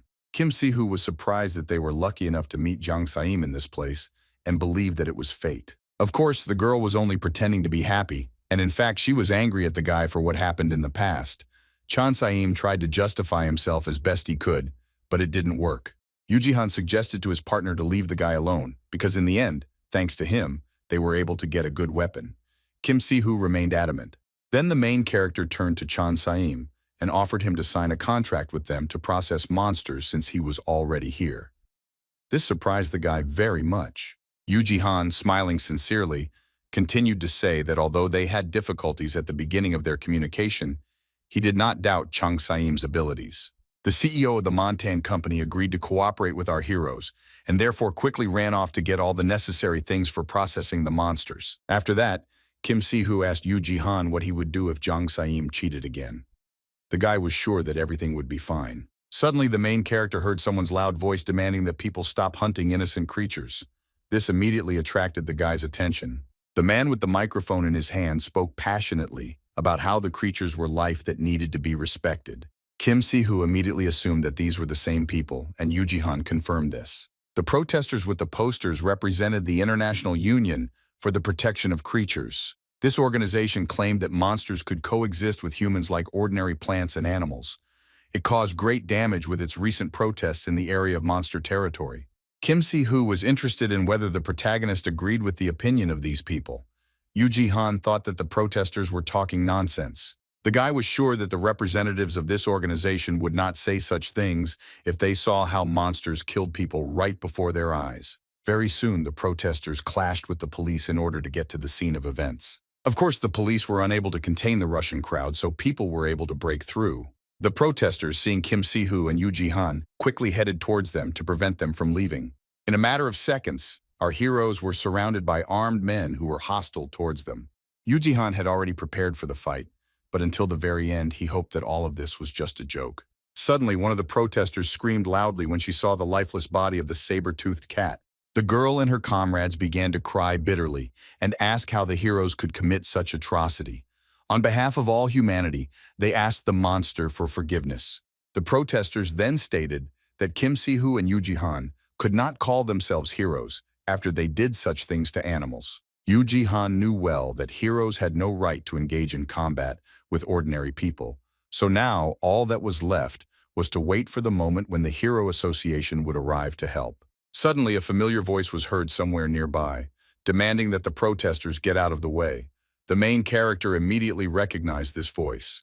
The mysterious man with glasses said that he had business with Yuji, so he needed to go to him. One of the protesters was not at all happy that someone was telling him what to do, so he asked with displeasure who the man thought he was. At that moment, the man used his special abilities while saying that he was the one that the International Union for the Protection of Creatures hated the most. Suddenly, a huge stone wall rose up from the ground, preventing anyone from leaving the scene. It turned out that this man was Yun Doha, whom many of those present here considered a scoundrel, but he was only amused by this. The mysterious man with glasses said that he had business with Yuji, so he needed to go to him. One of the protesters was not at all happy that someone was telling him what to do, so he asked with displeasure who the man thought he was. At that moment, the man used his special abilities while saying that he was the one that the International Union for the Protection of Creatures hated the most. Suddenly, a huge stone wall rose up from the ground, preventing anyone from leaving the scene. It turned out that this man was Yun Doha, who many of those present here considered a scoundrel, but he was only amused by this. The head of the Dice Guild inspired fear in everyone with his appearance alone, so no one dared to contradict him. Some people called this man the Earth Dragon because of his incredible abilities. There were also those who dismissively called him simply a clown, probably referring to his eccentric behavior. In the West, Yun Doha was also well known. There it was called Earthquake. However, according to the man himself, what he liked most was the nickname Scoundrel.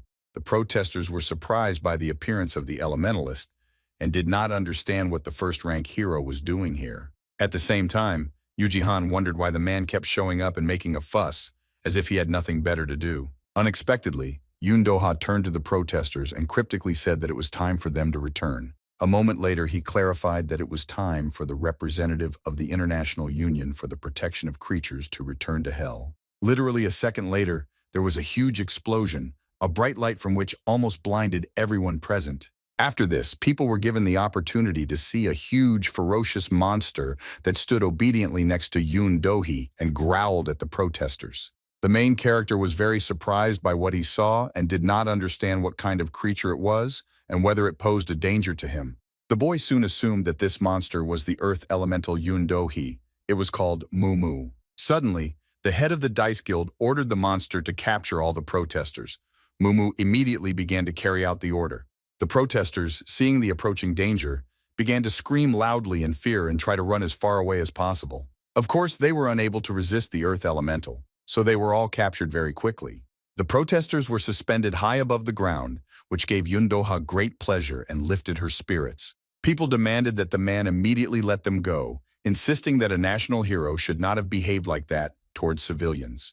Yuji and Kim Si-hoo ultimately remained safe and sound, and watching what was happening, they thought it was all simply unbelievable. The main character was very surprised that the men dealt with all the civilians without causing harm. All this became possible thanks to the very precise control of the elemental. Next, Yun Doha turned to our heroes and asked them for forgiveness for making them wait. The man had already heard that the Fun Guild had passed the exam for promotion to the 4th grade, and he congratulated them on it. Yuji replied that it was all thanks to the man and that it was he who assigned an excellent examiner for them. Yun Doha laughed out loud because he immediately realized that the guy was talking about Bang Yun-sik, who in his opinion was a bit hot-tempered. The man then suggested that after this exam, the main character probably became stronger. Now the head of the Dice Guild was interested in which of them would end up being stronger. Yuji visibly tensed up and asked if the man had come here to talk about this.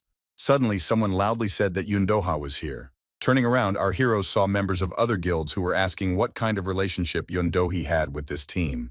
The man was unhappy that there were too many extra eyes here, so he suggested that his interlocutors move to another place. Soon after, our heroes arrived at a construction site where work was in full swing. Many people worked hard to complete their duties in order to complete the construction on time. As soon as Yun Doha appeared at the construction site, everyone greeted him and said that he came a little early today. It turned out that it was the Dice Guild's apartment, and according to the man, they were currently working on expanding the underground training complex. After this, our heroes moved to a neighboring multi-story building which looked completely finished. Following Yun Doha, the members of the Fun Guild came inside and began to look around in surprise. Suddenly, passing through another passage, Yuji felt that he had passed some kind of magical barrier. The main character felt as if he had entered a quiet cafe without any customers, because the sounds of the construction site immediately disappeared after passing through this barrier. Kim Si-hoo was amazed because the Dice Guild was able to cover such a large building with a magical barrier, which of course was very difficult to do and required a lot of financial resources. The girl guessed that the guild spent at least 20 billion on this. Yuji did not expect that they had so much money to spend. Suddenly, one of the employees of this headquarters appeared behind our heroine and thanked them for noticing this peculiarity. The vice leader of the guild, whose name was Park Jae-kyung, guessed that the visitors were very interested in this magical barrier. She also said that the girl almost guessed the price. Yuji immediately realized that this girl was the deputy head of the guild. Kim Si-hoo was surprised by this because she thought that she was an ordinary secretary. Yun Doha told his subordinate that their guests were the same guild, Fun, that they met last time. So now the girls needed to prepare everything for their conversation. Park Jae-kyung was in no hurry to carry out the order, and first of all scolded the man for going somewhere today, completely ignoring the schedule. Kim Si-hoo and Yuji Han silently watched this scene and thought that the inside of the building was just as noisy as the outside despite the magical barrier. Soon after, our heroes moved to a secluded office where no one could interrupt their conversation. After a short silence, Yun Doha turned to his guests and asked why they thought he had brought them here. Yuji Han immediately assumed that it was because of the elemental he possessed. The head of the Dice Guild briefly confirmed this while taking leisurely sips of fresh coffee. Suddenly, the room was illuminated by a bright light, which our heroes had recently seen in the monster's territory. When the lights went out, a large dog that looked very unusual appeared in front of Yuji Han and Kim Si-hoo. Yun Doha stroked the dog's head and said that it was his elemental partner named Mumu, whom they had seen before. The main character was very surprised by this because he remembered the elemental as completely different. Suddenly, Mumu turned to his master in a human voice and said that he was helping at the construction site, so he could not stay there. The elemental immediately understood that the reason he was called was an unexpected guest. For some reason, the dog greeted Yuji Han very happily and immediately forgot about its business. Then the elemental began to sniff the protagonist's hands, which made Kim Si-hoo incredibly delighted. At the same time, Yuji Han himself did not understand what was happening. Then Yun Doha approached the guy and asked him to release his elemental. The protagonist immediately summoned his elemental, which had the form of an ordinary glowing ball. Mumu was very surprised to take him home and did not even immediately believe that it was an elemental. Yun Doha didn't expect anything else from the wind elemental and only asked what his name was. Yuji Han replied that his name was Sylph. Then the man said that it was Sylph who was the reason why he wanted to meet our heroes. He went on to say that the only elemental discovered in their country at the moment was Mumu, and that this had not changed during his 17 years of work as an elementalist. Yun Doha also said that he looked through Yuji Han's hero file, but couldn't find anything related to the elemental wind. The only moment that aroused the man's suspicion was when the main character left the Keras guild and joined the Fun guild. He had no doubt that the guy had received an elemental in the new guild, but he was interested in how Yuji Han was able to sign a contract with the wind too. The main character didn't even know where to start his story, so Kim Si-hoo interrupted him and asked permission to explain everything herself. The girl said that before this, the spirit of Sylph had another owner. This surprised Yun Doha very much. Kim Si-hoo suddenly announced that her mother, whose name was Ernaham, was the previous owner of Sylph. All of the above answered some of the man's questions but made him think seriously. He did not expect at all that in the end, it would turn out that the main character signed a contract with the elemental Ernaham, because something like this had never happened before. Before this, Yun Doha believed that when the owner died, his elemental also disappeared. But now it was clear that people still did not fully understand everything about the creatures called elementals. Although all the information received did not dispel the doubts of the head of the Dice Guild, he nevertheless suggested leaving it for later and moving on to the main matter. Kim Si-hoo was very surprised by this, because she believed that the discussion of the spirit of Sylph was the main reason for this conversation. The man confirmed this, but added that today, from the very beginning, he wanted to talk to our heroes about two things at once. Yun Doha wanted to be as open as possible with his guests, so he didn't go into details. The next moment, the man suddenly announced that he, as the head of the Dice Guild, would like to lead the Fun Guild. Yuji Han and Kim Si-hoo were shocked by these words and wanted to hear more details. Yun Doha confidently offered to buy 100% of the shares of the Fun Guild for 20 billion. Kim Si-hoo jumped up from her seat in surprise, thinking that this was some kind of joke, but the man insisted that he could pay more if this was not enough. Yun Doha continued to say that our heroes could keep the two-man team as they are now, or hire another hero if they wanted. He also promised to teach Yuji Han how to use elemental magic. The head of the guild, Dice, thought that this was a good proposal, so he wanted to hear what the members of the guild, Fun, thought about all this. Kim Si-hoo replied that it was definitely a great suggestion, but it was too sudden, so they needed time to think about it. Yun Doha was not against it, but he said that the sooner the answer was given, the better. Suddenly, Yuji Han said that he did not want this. The man was shocked by what he heard and did not even immediately understand that he had been refused. The protagonist continued to stand his ground, saying that they would never sell the Fun Guild which caused Kim Si-hoo to admire him. At this time, work was still ongoing in the territory of the fourth-class monsters that suddenly appeared in the residential area of the city. Chonsaim just now finished processing the defeated monsters and went outside. He was very surprised that several people were bound with stone fetters and hung above the ground. The guy didn't understand what happened here, but now he was most interested in where Yuji-han had gone, so he looked around intently. The young CEO wanted to boast that he had managed to find something amazing among the bodies of the defeated monster.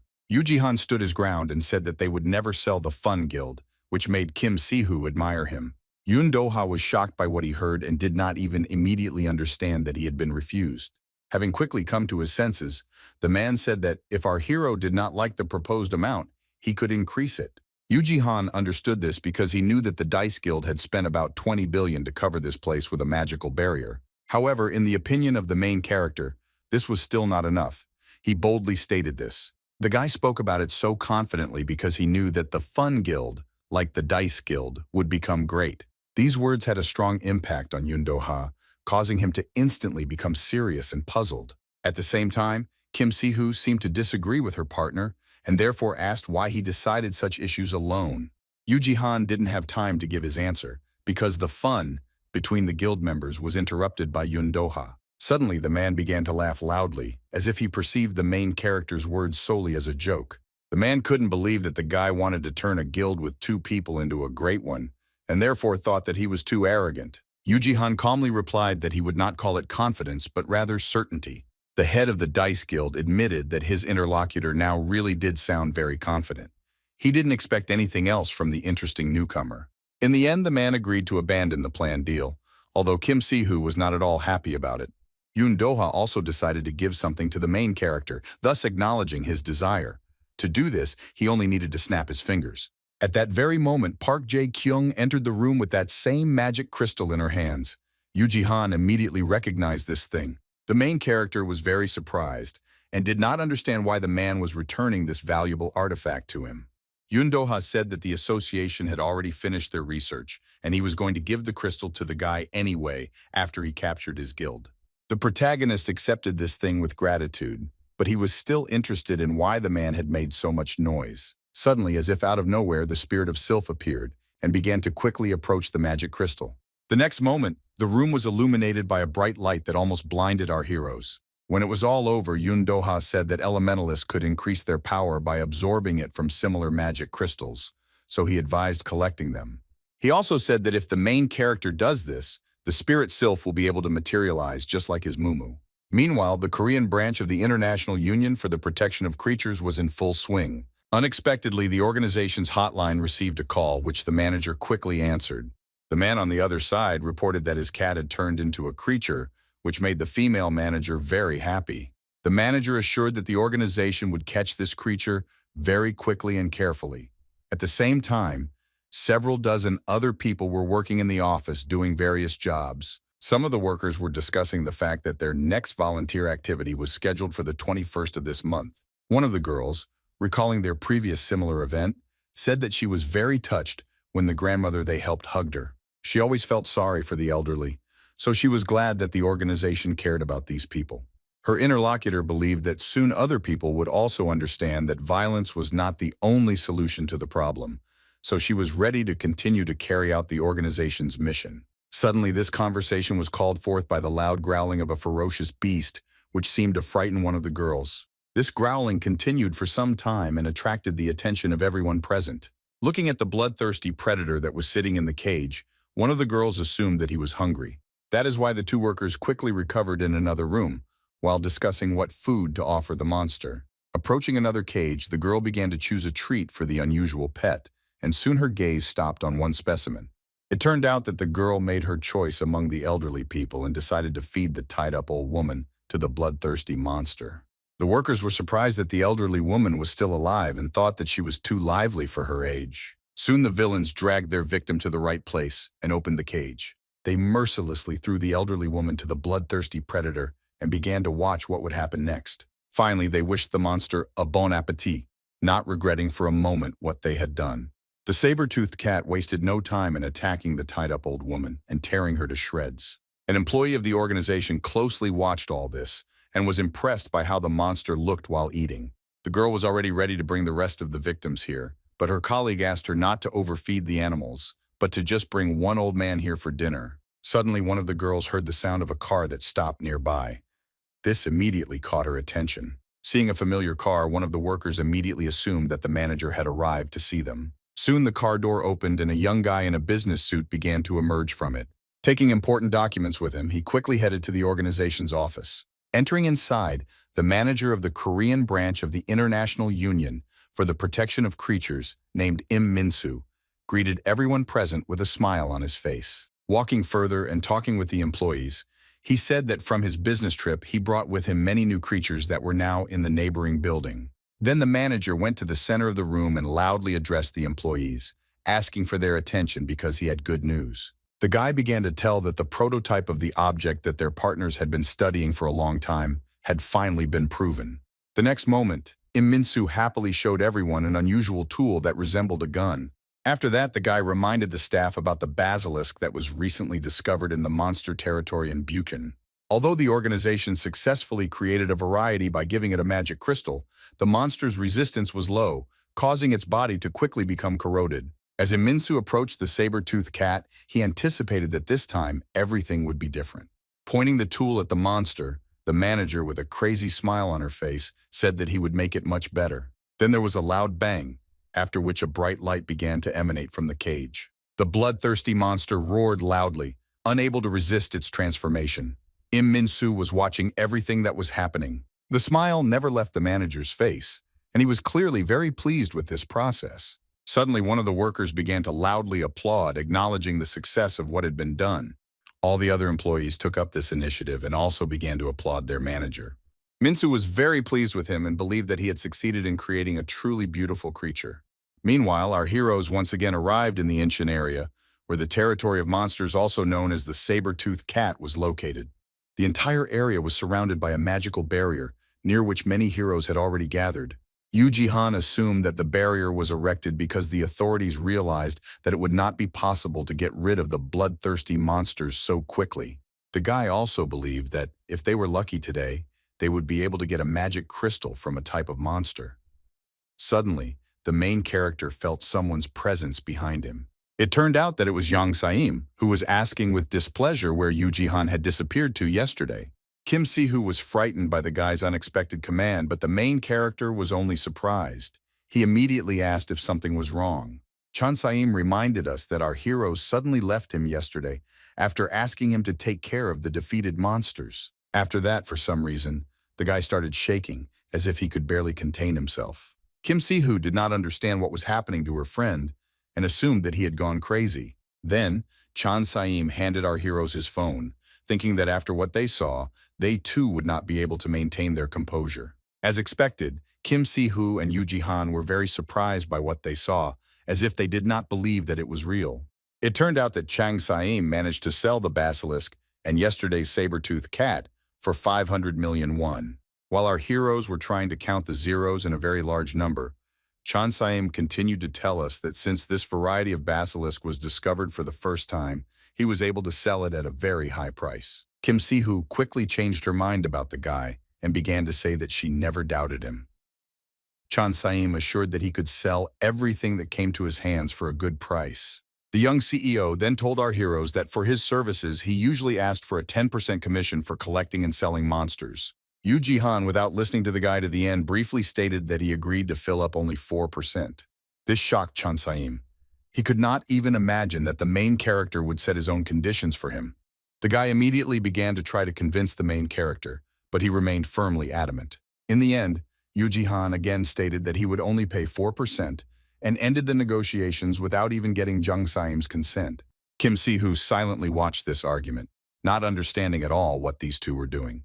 Suddenly, the girl heard people behind her discussing the appearance of an unusual hero. This immediately attracted her attention. Turning back, the first thing the head of the Fun Guild saw was a large paw of some animal that was calmly walking among the people. It turned out that it was a huge chinchilla, which was carrying a backpack on its back. Kim Si-hoo was very surprised by what she saw, but she didn't understand what it was. Next to the chinchilla, there was a girl, whom many of those present called the Tamer. This girl's name was Minuri, and she was the leader of the guild Snowflake, which consisted of only one person and was known to many because of this. People also knew that this girl hunted only saber-toothed tigers, but no one understood why she was so obsessed with these monsters. Our heroes silently watched Minuri and her pet without saying a word. Unexpectedly, Kim Si-hoo said with admiration that the tamer looked amazing. At the same time, the main character suggested that his comrades quickly enter the territory of the monsters, because he knew that this tamer specialized in hunting saber-toothed cats. The guy was afraid that if they were late, this chinchilla would take all their prey. For some reason, Minuri's pet suddenly stopped near the protagonist, as if it had heard what he had just said. Yuji began to become noticeably nervous, and therefore looked at the chinchilla with apprehension, not understanding what was going on. For some reason, Minuri's pet suddenly stopped near the protagonist, as if it had heard what he had just said.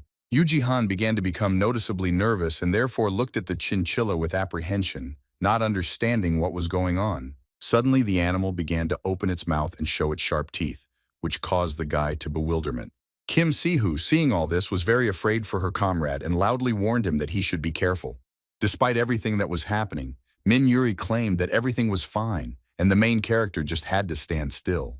Yuji had already managed to use his skill, which is why he knew that the chinchilla would only attack him with a 20% probability.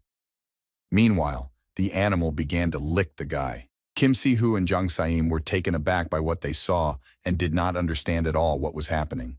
Minuri also thought that her pet's providence was strange, since he usually had no interest in other people. After that, the girl told our heroes her name with a smile, and said that she was a member of the Snowflake Guild. Yuji reciprocated and introduced the head of his clan to his new acquaintance. All this time, the chinchilla continued to lick the guy. Minuri asked if the main character had any pets at home. Yuji replied that he didn't have any pets at all. What she heard surprised the girl, because now she did not understand at all what was the reason for her pet's strange behavior. Suddenly, Chan Saim turned to the tamer. The guy, kneeling, introduced himself and said that it was a great honor for him to meet Minuri and that he was ready to gladly help deal with the bodies of the defeated monsters. At that moment, a chinchilla appeared behind Chan Saim, clearly displeased with the guy's persistence. Everything that was happening simply could not help but attract the attention of the other heroes who were nearby. They were very surprised that Minuri was communicating with representatives of another guild, because due to her detachment from the others, she was also known as the Ice Woman. In addition, people remembered that these two heroes were the same guild Fun that Yun Doha communicated with yesterday. Yuji noticed the intense gaze of those around him, which made him feel very uncomfortable. Minuri also noticed this, so she asked our heroes for forgiveness for drawing other people's attention to them. After this, the girl and her pet went to the territory of monsters, wishing her new acquaintances good luck. For some time, Yuji couldn't stop thinking about Minuri from the Snowflake Guild. The last time the guy saw news from the Tamer was 4 years ago, and judging by how popular she was, she should have already been promoted to 3rd grade. The main character was very interested in why this girl still belonged to the 4th grade. The guy quickly threw these thoughts away, considering that it was none of his business. After that, he suggested to his comrades that they also go to the territory of monsters. Kim Si-hoo was not at all against it. Understanding the state Chan Saim was in after meeting the huge chinchilla, the main character allowed the guy to stay here.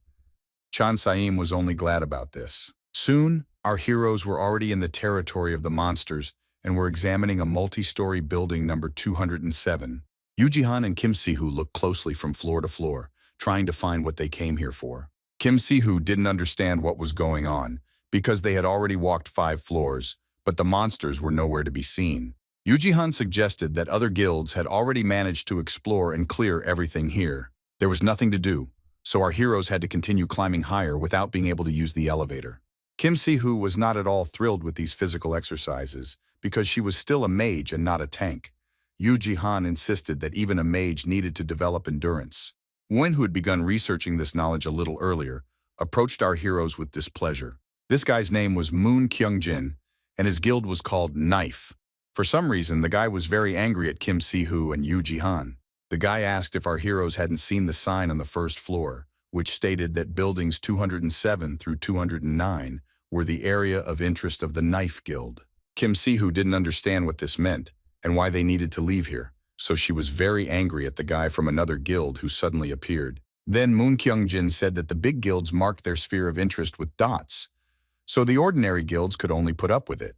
This was especially true when it came to guilds consisting of only 2 people, so Moon Kyungjin demanded that our heroes get out of here. The guild Fun was an unusual guild, so Yuji Han boldly declared that only Moon Kyungjin and his team would leave here. The protagonist knew well that it was forbidden to occupy a place in the territory of monsters, so he threatened to file a complaint against the actions of the Knife Guild to the Ministry of Heroes. Moon Kyungjin realized that this situation would not be resolved on his terms, so he grabbed his sword and asked if Yuji Han really thought that the Heroes Ministry would take responsibility for their lives. The main character calmly asked if the guy had threatened them. At the same time, he studied the enemy team. Among them was 1 tank, 2 warriors, and 1 mage. The guy quickly analyzed the situation and realized that due to the particular location of this flight ladder, it would be difficult for 4 people to descend it at once. Yuji Han realized that he and Kim Si-hoo could enter into a fight, and in order to confirm this once again, the guy used his ability and calculated the probability. It turned out that the probability of winning a battle with this team was as much as 80%, so the main character was not at all scared when several people rushed at him at once. Yuji Han was able to easily resist Moon Kyungjin's attack, which was something he didn't expect at all. The guy was surprised that his opponent didn't even flinch despite the fact that his attack was quite strong. In order to increase his chances of winning, the head of the Knife Guild loudly addressed his comrades and ordered them to attack our heroes. The first to enter the action was the mage of the guild Knife. A young guy with a magic book in his hands prepared to attack Yuji Han with his abilities. The protagonist, seeing this, made it clear to Kim Si-hoo that it was time for her to act. The girl understood everything without further ado and applied her magic to her opponents. Kim Si-hoo used the skill Water Arrow, while her opponent attacked with an ability called Fire Arrow. The next moment, the 2 elements collided on a narrow stairwell, causing a loud explosion. This explosion was visible even on the street, which could seriously frighten everyone who saw it. However, our heroes took advantage of this opportunity and began to retreat to a more advantageous location. Moon Kyungjin, seeing that his opponents were running away, ordered his comrades to pursue them. Kim Si-hoo immediately stated that they did not escape using their magical abilities. In just a second, a wall of fire appeared between our heroes and their opponents, preventing several members of the Knife Guild from moving any further. As soon as this happened, Yuji Han decided to take advantage of Moon Kyungjin's loss of concentration and attack him. In the end, the guy managed to block the main character's attack, but it was clearly done with great effort. Moon Kyungjin was taken aback and didn't even believe that his opponent was actually a 4th class like him. Unexpectedly, Yuji Han asked his opponent what he was doing since his legs were currently in a vulnerable position. After the attack of the main character, Moon Kyungjin could not stay on his feet and began to rapidly fall down, not fully understanding what was happening. In the end, the guild leader, Knife, fell to the floor in front of Yuji Han with a bang and could no longer continue the battle. The guy was unhappy with his loss, so he threatened that the main character wouldn't be able to just leave after that, and that the Knife Guild would definitely find him. In response to these threats, Yuji Han thrust his sword right next to Moon Kyungjin's head, letting him know that he didn't care about the Knife Guild. Then the guy smiled slyly and asked his defeated opponent if he was sure that his guild would take responsibility for their lives. At that moment, one of the guild members, who was currently tied up with the Slow Wind skill, approached the guild leader and said that they were no match for our hero. At the same time, Kim Si-hoo, using several abilities at once, which was incredible for a magician, suggested that Yuji Han leave everything as is for now. Moon Kyungjin looked at his opponents silently and did not understand what kind of people they were and why they were so strong. At this time, 2 members of the Knife Guild were still behind the wall of fire and were trying to put out this fire as quickly as possible, completely unaware of the danger approaching them from the other side. One of the guys complained that they hadn't found a single saber-toothed cat yet, and so it was safe to assume that they were just wasting their energy in this damn place. Finally, the guy noticed that something was wrong behind him, but it was already too late for him. At this time, the guild mage Knife finally found the right spell and, using the skill Waterblade, began to extinguish the fire. Very soon the path was cleared, so the magician, without wasting time, turned to his comrade and said that now they could go further. Turning back, the guy saw in front of him a huge monster who had already grabbed his victim and was about to devour her right now. The exhausted guy, who was in the jaws of a monster, with his last strength, turned to his comrade and begged for help. This picture scared the magician to the point of horror, which made him dumbfounded for a while, after which he screamed loudly. Kim Si-hoo, hearing this, immediately realized that this cry came from the evacuation stairs they had just been on. Yuji Han first assumed that the cause of this scream was the saber-toothed cat, but he did not believe that the hero from another guild was so scared because of an ordinary monster. In order to find out what was going on, the main character immediately used his ability and began scanning. As soon as the huge monster entered the corridor, Yuji Han received a disappointing result from his acceleration. It turned out that the probability that the guy would get out of this place alive was only 0.5%. This was not surprising because the bloodthirsty monster had already noticed our heroes and was heading towards them. Yuji Han realized that now he needed to fight the saber-toothed cat species in order to at least try to save his life. After scanning, it turned out that the probability that the guy would get out of this place alive was only 0.5%. This was not surprising because the bloodthirsty monster had already noticed our heroes and was heading towards them. Yuji Han realized that now he needed to fight the saber-toothed cat species in order to at least try to save his life. Our heroes stared at the bloodthirsty monster, whom they had never met before and did not understand what to expect from him. Kim Si-hoo did not believe at all that this creature was a capricious-toothed cat. Yuji Han expressed his guess that it was a type of monster. The main character could hardly contain his surprise because it was the first time he had seen such an incredible variation. Meanwhile, the representatives of the Knife Guild were very scared because of the appearance of my monster and did not understand what kind of hell it crawled out of. Without wasting any time, Yuji Han turned to his recent opponents and proposed that they join forces to fight this monster. Moon Kyung-jin thought that 4 people would not be able to cope with this species, so he and his comrade began to quickly run away as far as possible. Now the main character admitted that he and Kim Si-hoo definitely wouldn't be able to handle the 4th grade variety. Because of this, the guy began to get noticeably nervous. Meanwhile, the bloodthirsty monster was already advancing, which was accompanied by loud steps from behind, which shook the entire multi-story building.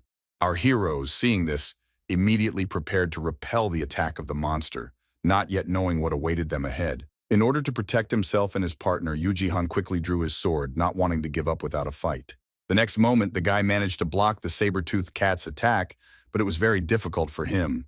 The main character did not expect such monstrous power from his opponent and believed that if he had not covered the sword with his element, it would have broken long ago. Eventually, the main character realized that instead of wasting time, he should have tried to finish off this monster with one move.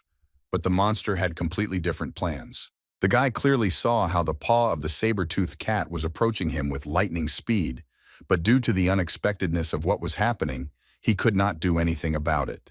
At this moment, Kim Si-hoo used the slow wind spell to save her partner, which briefly immobilized the monster. The girl then made it clear to Yuji Han that he should take advantage of this opportunity and try to attack the monster. The guy immediately tried to do so. In order to strengthen his attack, the main character used the skill Windblade, with the help of which the guy's sword could literally cut the air. The next moment, Yuji Han realized that his opponent was not as simple as it seemed, because the monster managed to easily dodge this attack. After this, the saber-toothed cat decided to attack the main character in response, for which he swung his paw.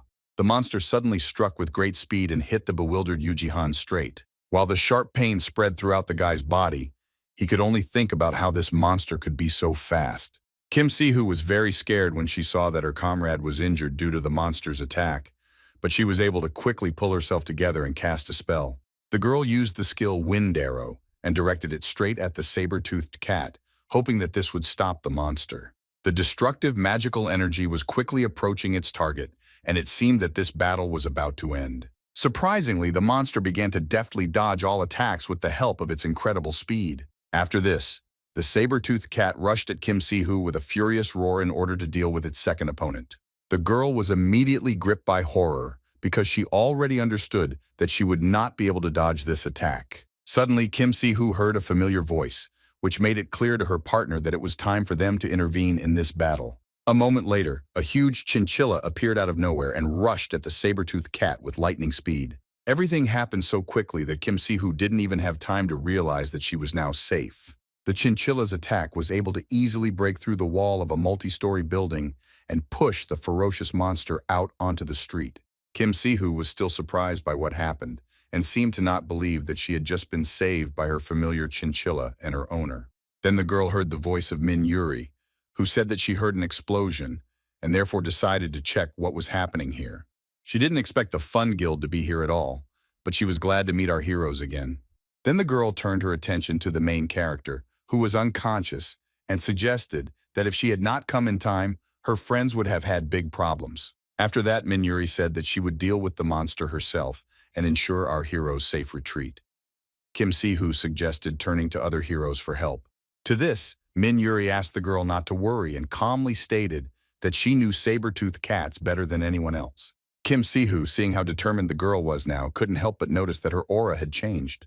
Then, without saying another word, Minuri fearlessly jumped out into the street through the hole in the wall, not at all worried about the great height. At this moment, the chinchilla was already fighting with the saber-toothed cat and was no less strong. Suddenly, the ferocious monster began to cough up blood as if it had been seriously injured after colliding with the ground. For a moment, the chinchilla was discouraged by this. She clearly did not expect that this opponent would be much weaker than expected. At that moment, Minuri loudly addressed her pet, and without further ado, made it clear that she intended to attack the enemy right now. To do this, the girl used her ability, which was called Ice Rain. Thanks to this ability, several streams of destructive energy flew at the enemy at once.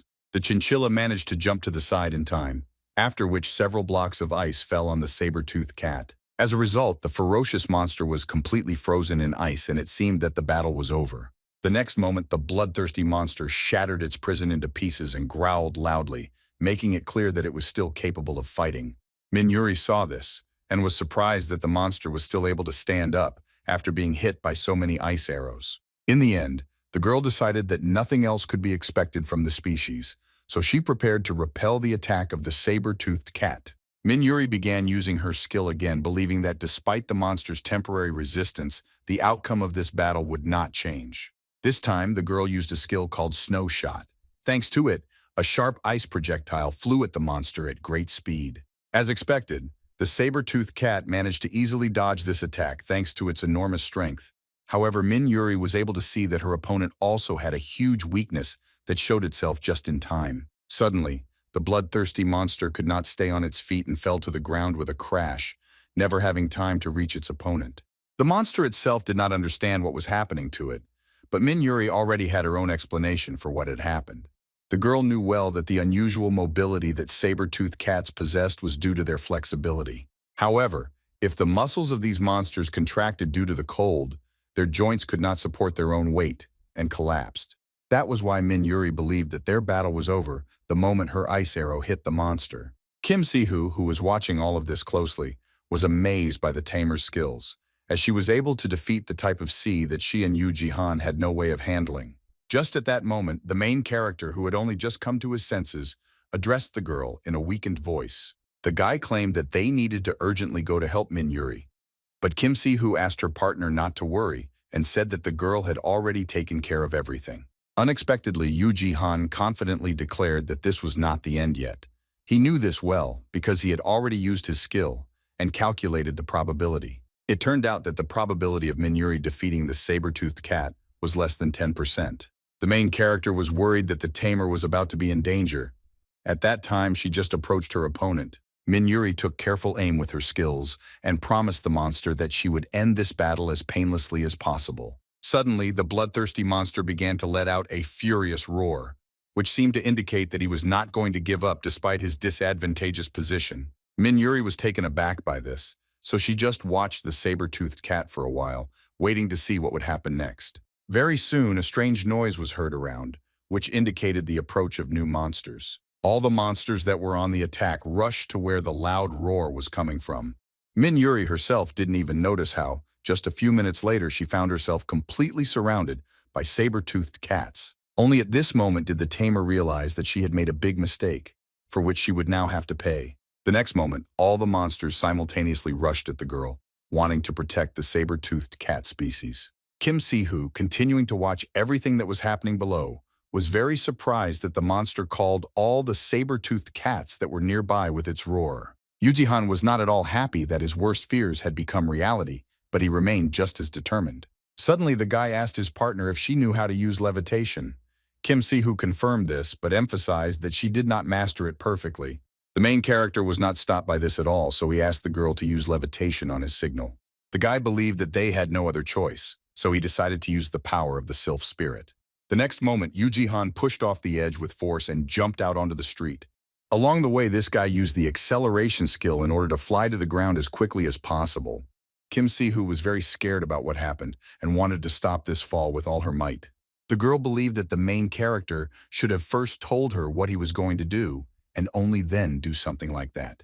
The main character believed that in the current situation they had no other way out, so he decided to use the power of the sylph spirit.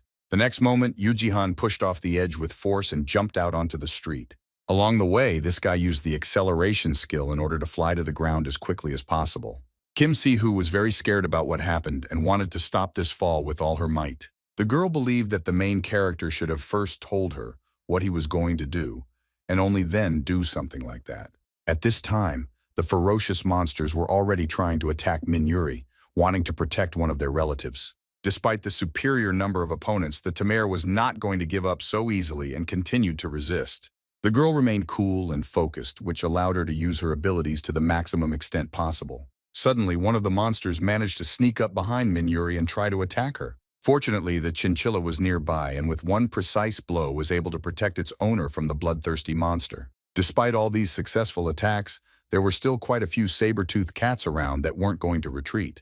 Minuri understood that she would not be able to defeat absolutely all the monsters. That's why she tried to determine as quickly as possible where the species was in order to deal with it. The girl was distracted from these thoughts by a human scream that sounded very close. This scream belonged to Kim Si-hoo, who did not expect at all that Yuji would grab her and push her off the multi-story building. Very soon, the main character asked Kim Si-hoo to quickly use the levitation skill so as not to crash into the ground. The girl immediately concentrated mana into the magic staff and used the necessary ability. It seemed that the skill was applied as it should have been, but our heroes continued to fall rapidly downwards. Yuji didn't expect this at all. Although the girl managed to slow down her fall, she wasn't strong enough to stop the two of them in the air. In the end, the guy had to use the power of the sylph spirit. He wanted to save his mana for the battle, but there was no other way out. The next moment, Yuji used the skill Wind Bomb, which exploded right under our heroes. Kim Si-hoo did not yet understand whether this method worked, but the main character was already preparing to fight the monsters. The guy remembered how he fought with a type of basilisk and thought that now he needed to aim straight ahead. Yuji had already grabbed the hilt of his sword, meaning he was ready to fight. The next moment, the guy made several swings of his sword and, thanks to the wind blade skill, directed streams of destructive energy at the enemies. As a result, several loud explosions were heard that echoed throughout the area. When the ground became less dangerous, our heroes calmly landed and looked around. Yuji was breathing heavily because even though he tried to use mana as effectively as possible, it still took a lot of his strength. At that moment, Minuri ran up to our heroes and first of all scolded them for the fact that despite her words, they interfered in this battle. The main character was not very happy that the girl thanked them for their help like that, but the Tamare insisted that she could handle it herself. Unexpectedly, Yuji asked what Minuri had to do with saber-toothed cats, because he knew that the girl only hunted these monsters. The tamer clearly didn't like this question. The huge chinchilla also seemed unhappy with what she heard, but in fact she was trying to draw our hero's attention to a more pressing problem.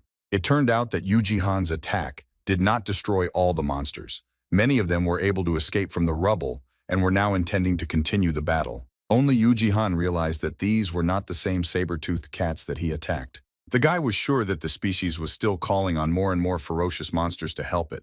Minuri was very surprised by this because she thought that the monster's joints should have already parted. Then Yuji suggested that this cat could somehow restore them. The main character also emphasized that he had never seen such healing abilities in saber-toothed cats before.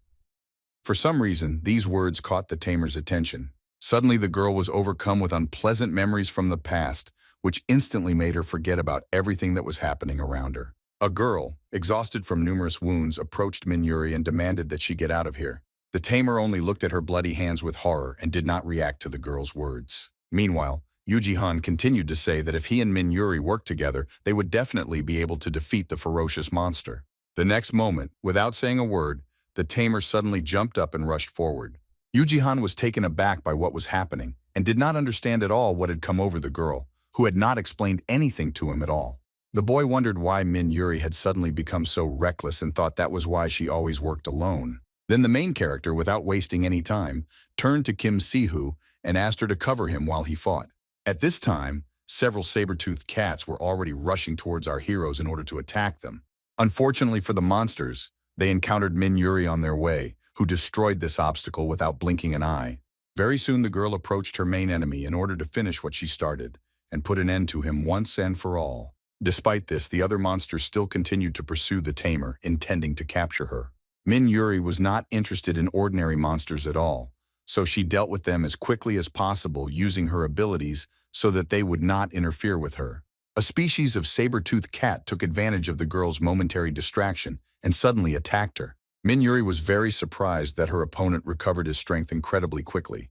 Unfortunately, she was unable to avoid this attack in time. Soon the bloodthirsty monster managed to firmly grab the tamer in its paws. It seemed that the predator was about to devour its victim. At that moment, Yuji appeared out of nowhere with his sword and advised the monster not to eat this girl because the cold food could make the monster's stomach ache. After this, the main character made a sharp swing with his weapon and cut off the monster's hand, with which it grabbed Minuri. The next moment, everyone could hear the deafening roar of the monster, who could not simply ignore the terrible pain. At that very moment, the saber-toothed cat was attacked by a huge chinchilla. With her blow, she knocked down the monster and pinned him to the ground. Immediately after, Kim Si-hoo took advantage of the opportunity and used a skill called Wind Spear. In a matter of seconds, the huge, ferocious monster was completely immobilized and could not even call other monsters for help. Yuji decided to end this battle right now, so he fearlessly charged at his opponent. Suddenly, Minuri appeared on the protagonist's path and loudly asked him not to kill the saber-toothed cat. The guy had to stop abruptly and put his intentions on hold for a while in order to first figure everything out. Yuji didn't understand what the tamer was doing and insisted that they had to kill the monster before it could recover. The girl replied that she needed a live saber-toothed cat, so instead of killing the species, she had to capture it. The main character thought that the tamer had simply gone crazy, so he demanded that she step aside and not interfere with him finishing what he had started.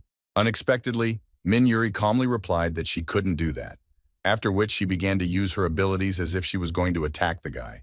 Yuji was very angry at the tamer because he did not understand at all why she behaved like that.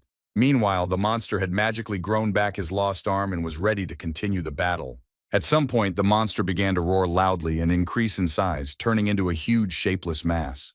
What they saw made Yuji and Kim Si-hoo very nervous because they did not understand at all what was happening to their opponent. Soon after, our heroes noticed that they were once again surrounded by ferocious cats who had come to the call of the species. The main character was not at all happy about this because his mana was already running out, and he simply did not understand what he was supposed to do now. At that moment, the guy heard someone's unfamiliar voice nearby calling him pathetic. The man whose face was hidden under the mask was absolutely calm despite what was happening around him, and without much effort used a skill called gravity control. Thanks to this skill, all the monsters were pressed to the ground with great force, as if they were being affected by gravity that was much stronger than usual. Kim Si-hoo and Yuji, despite the unexpected help that appeared, still remained on guard because they did not understand what to expect from these people. Someone continued to say that our heroes were still amateurs. At that moment, Yuji seemed to understand who exactly had come to their aid. One of the unknown people said that he was very disappointed in our heroes, because although they passed the exam for promotion, they were not able to cope with a couple of cats. The second unknown person laughed and claimed that Yuji ended up being an ordinary guy and not a prodigy. At the same time, the unknown girl was impressed that the fledgling guild Fun had held out for so long against so many bloodthirsty monsters. It turned out that all of these unknown people were members of Bang Yun-shik's team, who had recently taken Yuji and Kim Si-hoo's exam for promotion to 4th grade. None of this team noticed that they were being closely watched from the roof of a building nearby. The unknown was very glad that such important people appeared on the monster's territory. Minsu Lim stared through his binoculars and guessed that these people were from the 3rd-class team of the Dice Guild. The manager of the Korean branch of the International Union for the Protection of Creatures was a little disappointed that the 1st-class team did not enter the competition. Suddenly, his subordinates approached the guy and asked what their next steps would be. Minsu Lim replied that for now, they should retreat because there was nothing else for them to do here. The guy also believed that the loss of the monster was not a serious problem, but he still had to understand why the magic crystal of mana at the last moment dispersed throughout his monster's body, giving him incredible strength. Eventually, The managers informed their subordinates that they would continue to work according to the schedule. Soon it was late evening. The lights came on in the houses located near the monster's territory, but our heroes were still in no hurry to return home. Everyone watched intently as the saber-toothed cat species, for some unknown reason, turned into a shapeless mass. Kim Han-seok had never seen anything like this before, so he asked his colleagues what was wrong with this monster. Bang Yun-sik remained just as cold-blooded, but he himself did not understand what the reason for this phenomenon was.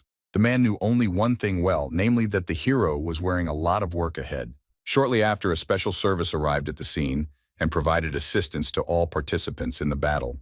Kim Si-hoo politely refused help because she was not hurt at all, unlike her partner, who spent too much mana. While all this commotion was happening, Minuri and her pet quickly left the monster territory in order to avoid unnecessary questions.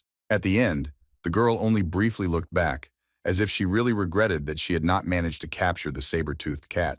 A whole week had passed since this event, but the news was still discussing the unusual saber-toothed cat, which had injured 20 people. Yuji had almost recovered from the battle with that monster, but he was reluctant to recall what happened despite Jang Saim's persistent questions. The guy was unhappy that she didn't tell him anything, but the main character insisted that he couldn't discuss this with ordinary people. Then Chan Saim reminded me that they were business partners, so he had the right to know about everything. At that moment, Yuji regretted getting involved with this guy. After this, the main character became immersed in thoughts about the fact that 8 heroes died on the territory of monsters that day. The hero department greatly underestimated the number of saber-toothed cats hiding in the underground parking lot. The sudden appearance of the species triggered an influx of these monsters, which led to the tragedy. All this gave the main character a bad feeling. He believed that everything was too well planned to be a simple accident. Moreover, the mutation of the species during the battle was unlike anything the boy had seen before. In the end, Yuji felt that he didn't need to think about it so much since the hero department would soon be presenting the results of the investigation. Suddenly, Chan Saim asked where Kim Si-hoo was because he hadn't seen her yet today. The main character said that the girl needed to sort out some personal matters, so she took a week's vacation. At that moment, the silence in the room was broken by a telephone ringing that no one expected. Chang Saim was surprised because he had never seen this phone ring before. Yuji explained that it was the guild hotline that all the other guilds had. However, the guy was really curious about who could call them on the hotline, so he immediately picked up the phone. It turned out that it was Minuri from the Snowflake Guild who was calling. Yuji, upon hearing the girl's voice, simply couldn't contain his surprise. Chan Saim was also very surprised when he realized that his business partner was talking to that very tamer. The guy was sure that this conversation would be interesting, so he prepared to listen attentively to everything, while regretting that he hadn't managed to grab some popcorn. The first thing Minuri did was ask the protagonist for forgiveness for calling him on the guild hotline, since it was the only way to contact him. Then the girl timidly asked how the guy Yuji was feeling. Tell him that since a whole week had already passed, all his wounds had almost healed. After this, the main character himself asked if everything was okay with the tamer, to which he received a positive answer. There was an unexpected awkward silence during which Yuji thought that the girl probably didn't call the hotline just to ask about his well-being. Soon, Minuri began to speak again, but she did so very shyly and unsurely because she herself understood that her request would sound very sudden. Finally, she asked if the main character would be able to meet her today. Yuji was slightly stunned by what he heard. Chan Saim, who also heard everything, was simply shocked and could not believe that what was happening was real.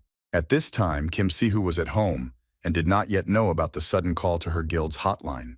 The girl was taking care of her magic staff while talking to her father on the phone. The man had already heard that his daughter had encountered a species in the monster territory, so she was worried and asked if she had been injured.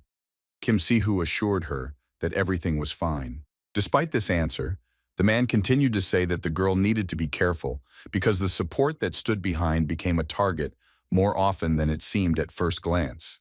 Kim Si-hoo had heard this many times already. Suddenly, the man said that he was pleased to know that his daughter worked with a reliable guy. These words momentarily discouraged the girl. Soon, Kim Si-hoo agreed with her father's words and did not always hide her embarrassment, saying that Yuji had been of great help to her guild. The girl was sure that if she had not met the main character, she would still be where she was. The man was glad to hear that everything was fine with his daughter. The chief researcher of the Kyoto Monster Research Institute, whose name was Kim Gon, hoped that one day he would meet Yuji. The man really wanted to know what the hero who inherited the element of the spirit sylph was like. Suddenly, a colleague of Kim Gon's entered his office and said that he urgently needed to study the samples he had just received. The man realized that the telephone conversation had to be stopped. Kim Si-hoo was surprised by this suddenness, but at the end, she managed to ask when her father was going to come to Korea. The man briefly replied that he would come for the anniversary of the girl's mother's death, after which he ended the call. Kim Si-hoo thought that this was very similar to her father, who only said what he needed to. After this, the girl thought that she should do the work one by one, but suddenly someone called her again. It turned out that it was Chon Saim, which greatly surprised Kim Si-hoo. She did not understand why he was calling her. Some time passed. The protagonist arrived at the appointed meeting place, which, thanks to the low buildings, looked very cozy. It was clear that Yuji-han had prepared well for this meeting and arrived a little early. Before leaving, Chon Saim gave the guy a bracelet that brought good luck. Yuji-han did not understand why he needed this luck, but he accepted this gift just so that his friend would leave him alone. Suddenly, the main character heard a familiar voice addressing him. The guy immediately turned to the side. It turned out that it was Minuri, who was a little worried about making the protagonist wait. Yuji-han was momentarily taken aback when he saw the girl, because now she looked different from when they first met in the monster territory. Then he calmed the tamer down by saying that he had just arrived, so she hadn't kept him waiting at all. After that, Minuri said that she had already reserved a table and led the guy to the right place. They did not notice at all that they were being watched right now. Jung Saim and Kim Si-hoo were shocked and couldn't believe that Minuri and Yuji-han would be having dinner together. Kim Si-hoo was unhappy that the Tamir had the audacity to point her arrow at them in the monster's territory and now acted as if nothing had happened. The girl believed that this was some kind of plan to take Yuji-han away from her guild. So together with Chung Saim, she followed every step of her acquaintances. After dinner at the restaurant, Yuji-han and Minuri went to another establishment where they drank coffee, still not noticing the surveillance. The general pastime did not end there. The main character and the Tamer went to the shooting range where Yuji-han praised the girl for her excellent shooting. Yang Saim thought that all this looked suspicious, but Kim Si-hoo already understood what was happening here. The girl was sure that Minuri and Yuji-han were on a date, so she suddenly hit Jung Saim for making a mountain out of a molehill. Next, Chon Saim asked if the girl was not going to do anything, but Kim Si-hoo did not care who the main character was dating. As she left, the head of the Fun Guild thought that she really shouldn't have been bothered by something like this, but for some reason she felt irritated. Soon evening came. The sun slowly sank below the horizon, causing the sky to turn a bright orange color. It seemed like the meeting was coming to an end.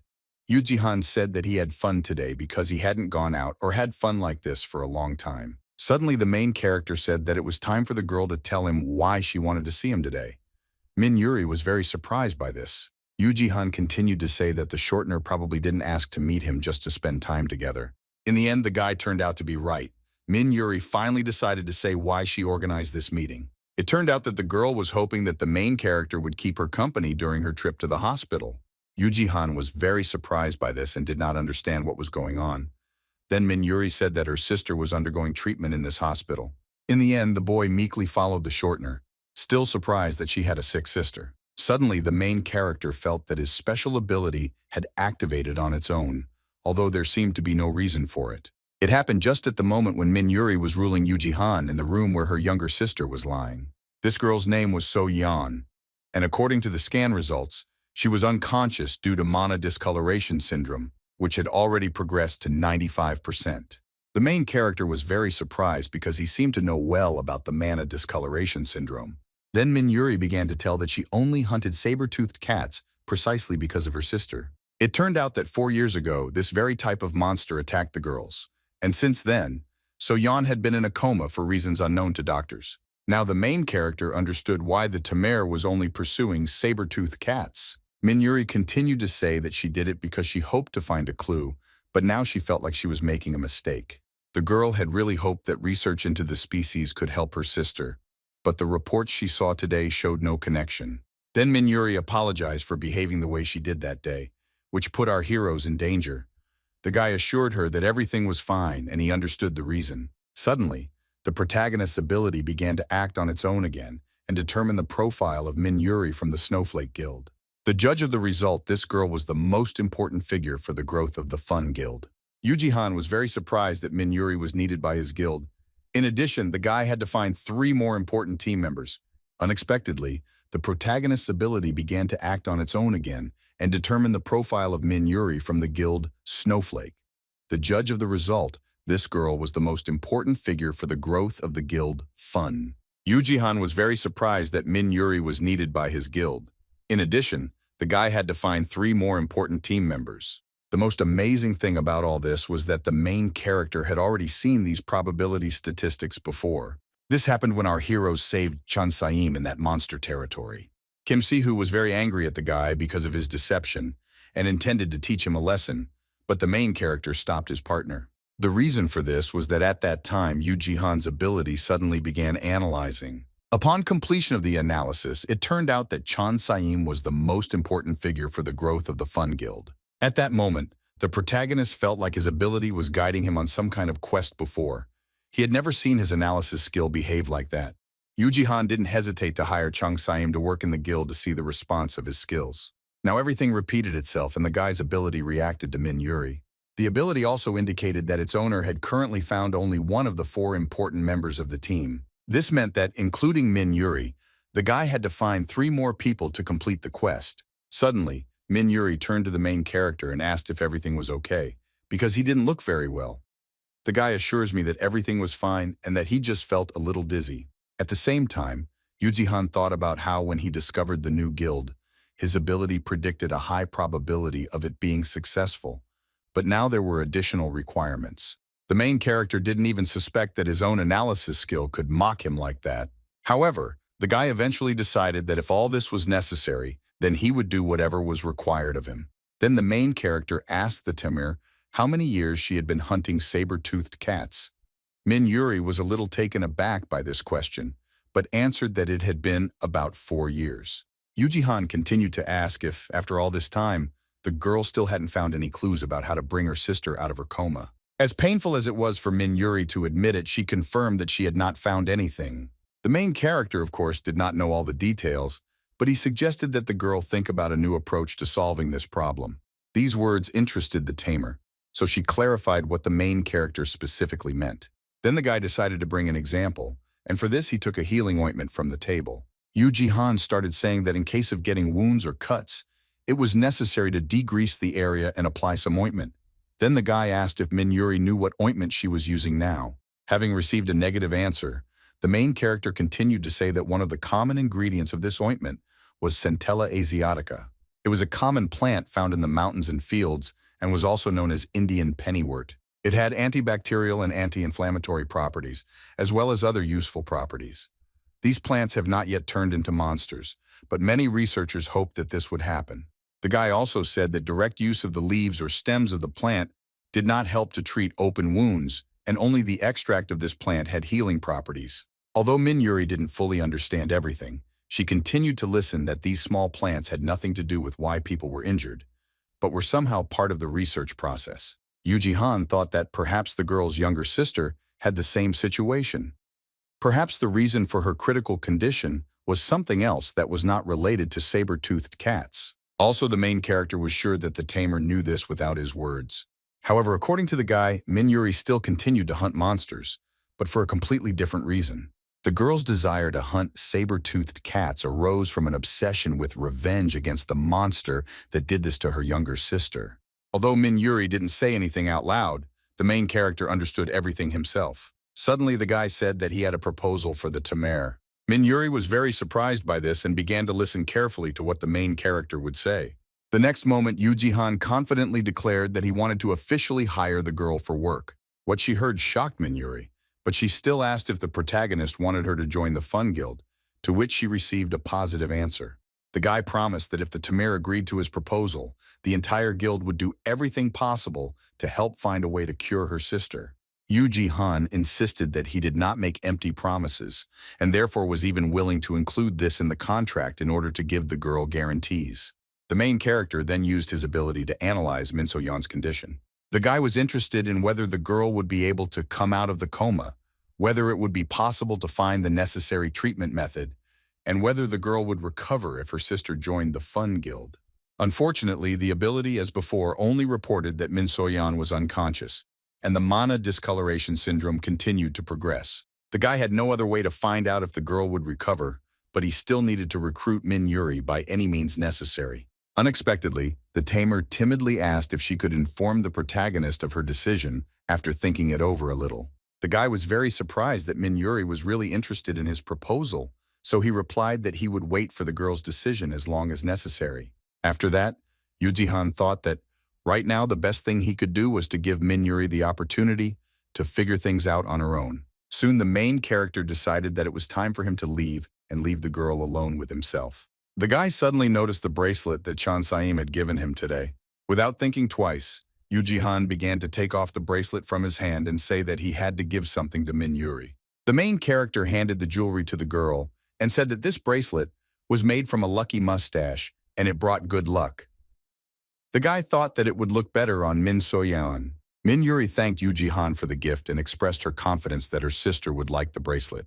After this, the guy left, saying that he hoped for a quick response from the girl. From the girl's happy eyes and her flushed cheeks, one could tell that she already knew exactly what her answer would be. The next day began with a discussion of a very important issue for which a meeting was organized in a tall office building. For some reason, this meeting could not start for a long time, so its participants whiled away the time by talking. Some of the participants sat silently in their seats, patiently waiting for the meeting to begin. The head of the Keras Guild, Park Jun-seop, was unhappy that some of the meeting participants were late, which delayed others. Finally, the man standing at the podium announced into the microphone that they had all waited long enough, so it was time to begin. The speaker believed that the meeting could not be delayed even if one of the guilds could not attend. At that moment, the one everyone had been waiting for so long appeared in the hall. It turned out that the latecomer was Yun Doha, who didn't understand who had scheduled the meeting at such an unholy hour. The head of the Dice Guild looked around and assumed that there was no one important present. The assistant was unhappy that they were late, but Yun Doha claimed that he had a lot of work to do, and therefore he shouldn't have come here at all. Suddenly, one of those present turned to the man and said that for someone who was late, he had talked too much. The leader of the guild warriors, whose name was Kang Jun-il, called Yun Doha a lazy bastard because the start of the meeting was greatly delayed. Yun Doha. It would seem that he was glad to see this man because before this, he thought that his entire guild had died in the territory of first-class monsters. Kang Jun-il heard this and became very angry and jumped to his feet loudly declaring that it would take something more than that to destroy his guild. Suddenly, another participant in the meeting turned to the men and asked if they had to be so loud. The young man thought that even though Yun Doha was the head of a large guild, he was still very immature. The leader of the Red Hall Guild, Baek Kang Cheon, was disappointed that Yun Doha had not learned her lesson after he had beaten him up. The head of the Dice Guild immediately frowned and said that if the guy had any complaints against him, they could resolve them outside. Baek Kang Cheon refused this offer without thinking twice, because he didn't want to waste his time fighting with an obviously weak opponent. It turned out that these two were sworn rivals, and had already played 103 matches against each other. Baek Kang Cheon had one more victory than Yun Doha. After that, another guest of this meeting did not intervene in the conversation. He was surprised that Baek Kang Cheon and Yun Doha were still trying to tear each other's throats out. Kim Min-jung, who was the leader of the Snowball Guild, didn't understand why men were always trying to prove something to each other. Yun Doha was glad to see this girl because 3 years had passed since their last meeting. The man then noted that his friend had changed a lot and suggested that she was striving for the image of an old woman, which of course greatly offended and angered Kim Min-jung. Yun Doha was annoyed that his friend remained as quarrelsome as before. After this, the speaker suggested starting the meeting, since all the heads of the guilds who were supposed to come had already arrived.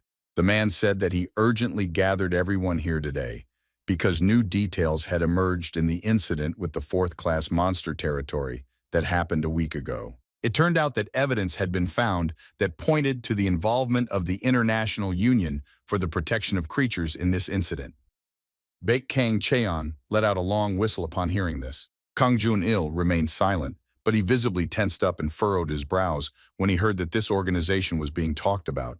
Kim Min-jung also didn't expect to hear something like this, so she was determined to find out all the details. At the same time, Yun Doha began to smile slyly when he realized that they were talking about those protesters with whom he had already had conflicts several times. Suddenly the man, unable to contain his joy, asked whether all this really meant that they could break right into the headquarters of this organization.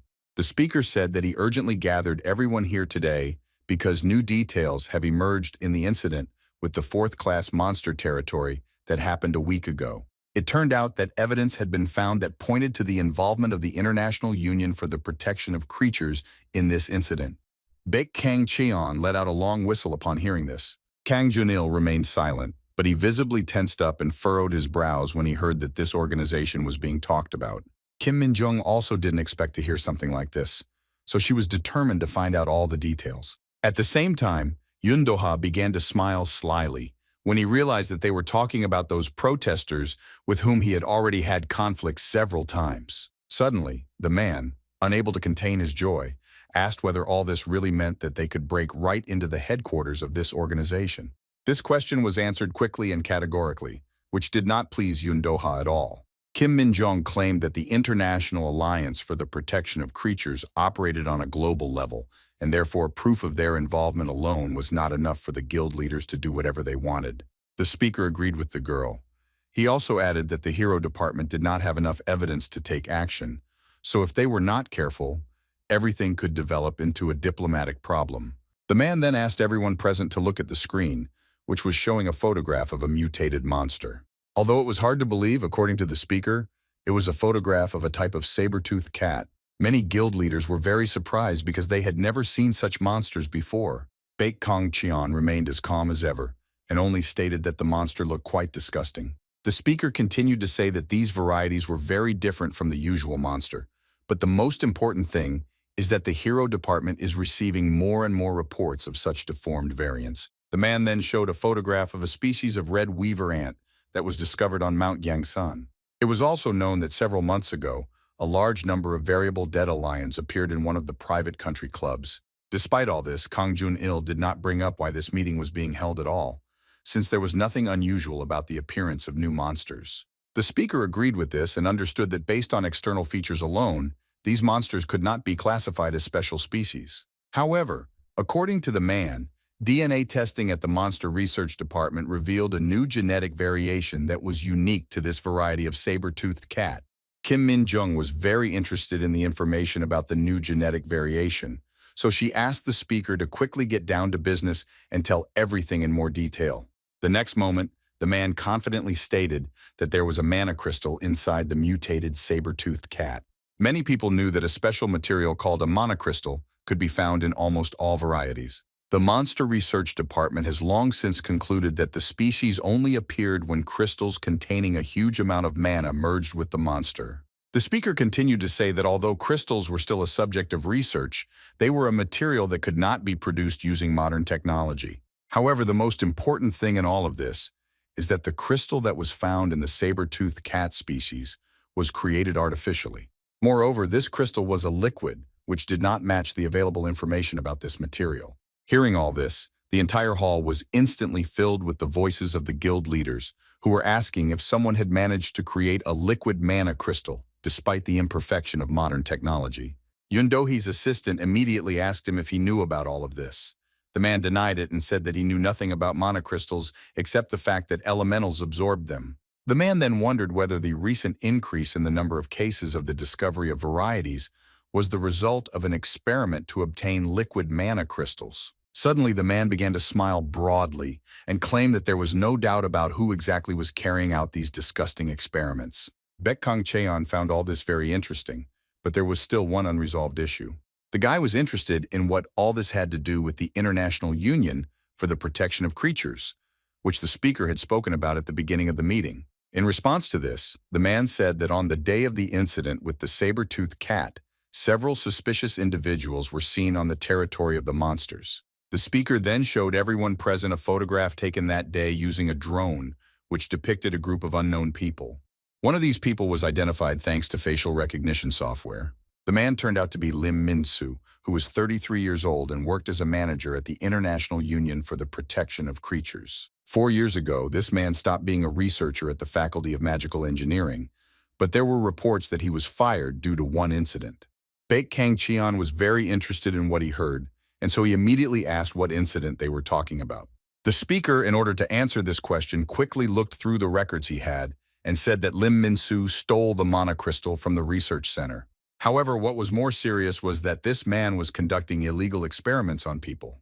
The speaker continued to say that based on the evidence collected, the Hero Association considered Lim Minsu to be the main suspect in the incident.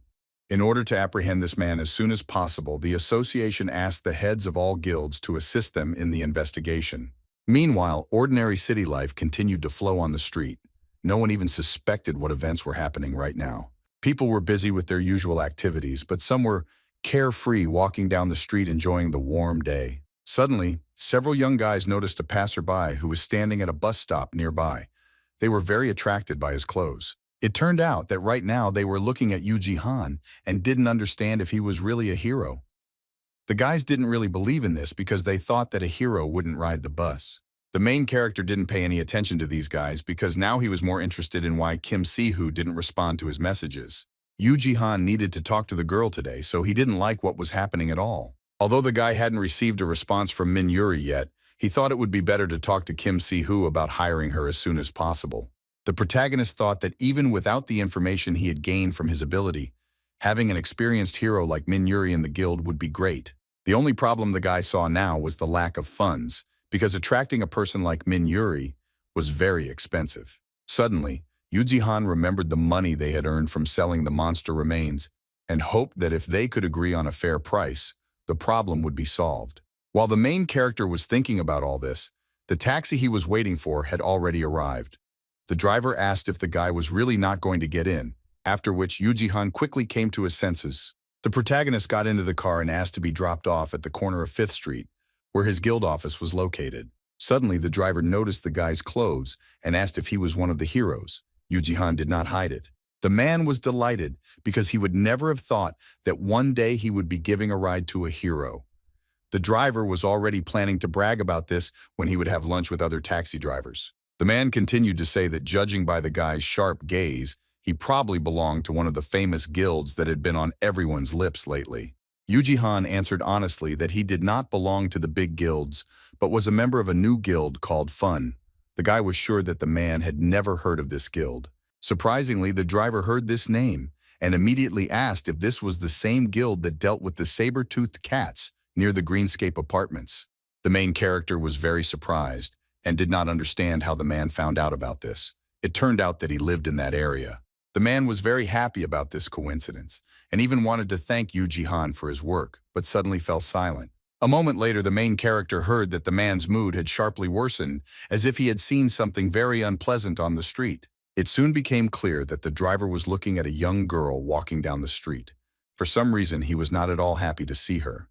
Yuji was very surprised when he saw this girl, because from her unusual ears, he immediately realized that she was a hybrid. The driver suddenly said that hybrids scared him because, according to rumors, due to their animal nature or something similar, they sometimes became wild. The main character did not understand this because this girl looked like an ordinary high school student. But the driver thought that it was unimportant because hybrids were not the same as ordinary people anyway. The man continued to insist on his own and say that unlike the heroes, ordinary people died at the same moment when one of the hybrids attacked them. After everything that had happened in the past, Yuji understood why the driver believed such rumors. People had been attacked and invaded many times, so such beliefs were quite natural. However, the main character did not understand how it was possible to judge so harshly a girl who was still a child and believed that it was morally wrong. The guy was also sure that Kim Si-hoo had also encountered people all her life who condemned her for being a half-elf. Suddenly, Yuji thoughts were interrupted by what he saw outside the car window. The guy found it very suspicious that several guys followed that same girl. Without wasting any time, the main character asked to stop the taxi because he was going to get out right there, despite the fact that they had not yet arrived at their destination. The next moment, the guy quickly ran out of the car without even paying the driver. Meanwhile, the villains continued to pursue the girl, not worrying at all about her noticing them. Very soon, the girl realized that she was being followed, and because of this, she immediately became wary. Without waiting for something bad to happen, the girl suddenly jumped up and ran forward, intending to escape from her pursuers. The villains realized that they had been found out, and therefore, no longer hiding their intentions, they ran after their victim. Eventually, one of them managed to grab the girl and apply a handkerchief with a sleeping pill to her nose. Because of this, the girl began to quickly lose strength and could no longer resist the villain. When the deed was done, the men were very pleased that their victim was a young hybrid and believed that their clients would be very pleased. Just at that moment, Yuji appeared behind the scoundrels and loudly asked what they were doing here. Without waiting for an answer, the guy grabbed his sword and warned that if they did not let the girl go, they would die. In order to show the seriousness of his words, the main character suddenly jumped up and ran forward. Yuji only wanted to scare the villains, but he was ready to use his weapon without hesitation. Suddenly, the guy saw that the hand of one of the villains was already approaching him as if trying to grab him. Because of this, the main character had to stop. In front of him, he saw another man who was blocking his path. The villain with unusual eyes calmly turned to the guy and said that it was only their business, so the hero should not interfere. Yuji didn't understand what kind of man this was, but of course he wasn't going to back down. Suddenly, the guy saw that the hand of one of the villains was already approaching him as if trying to grab him. Because of this, the main character had to stop. In front of him, he saw another man who was blocking his path. The villain with unusual eyes calmly turned to the guy and said that it was only their business, so the hero should not interfere. Yuji didn't understand what kind of man this was, but of course he wasn't going to back down. Meanwhile, in the office of the Fun Guild, they still didn't know about the situation Yuji found himself in. Once again, Kim Si-hoo received a message on his phone, as evidenced by the sound signal. For some reason, the girl was in no hurry to pick up the phone. Jang Saim directly asked why Kim Si-hoo did not want to respond to the main character's message, but the girl immediately stated that it was just spam. Moreover, Kim Si-hoo pretended that she had no reason to ignore Yuji, although Jang Saim understood that she was annoyed because of what she saw yesterday. Then the girl began to wonder why the main character was gone for a long time and why he sent her messages. Kim Si-hoo was very surprised when she read the messages that were sent because they said that someone was going to steal something, so the girls needed to take the equipment and come to the rescue. At this time, there was absolute silence in the deserted alley, which was only occasionally broken by the wind. Yuji still didn't dare to attack the villains, trying to figure out who they were and why they kidnapped the girl. Finally, the boy turned to the man who blocked his path and demanded that he step aside, promising that in that case he would not be charged. To this, the villain only briefly asked the hero not to stand in their way.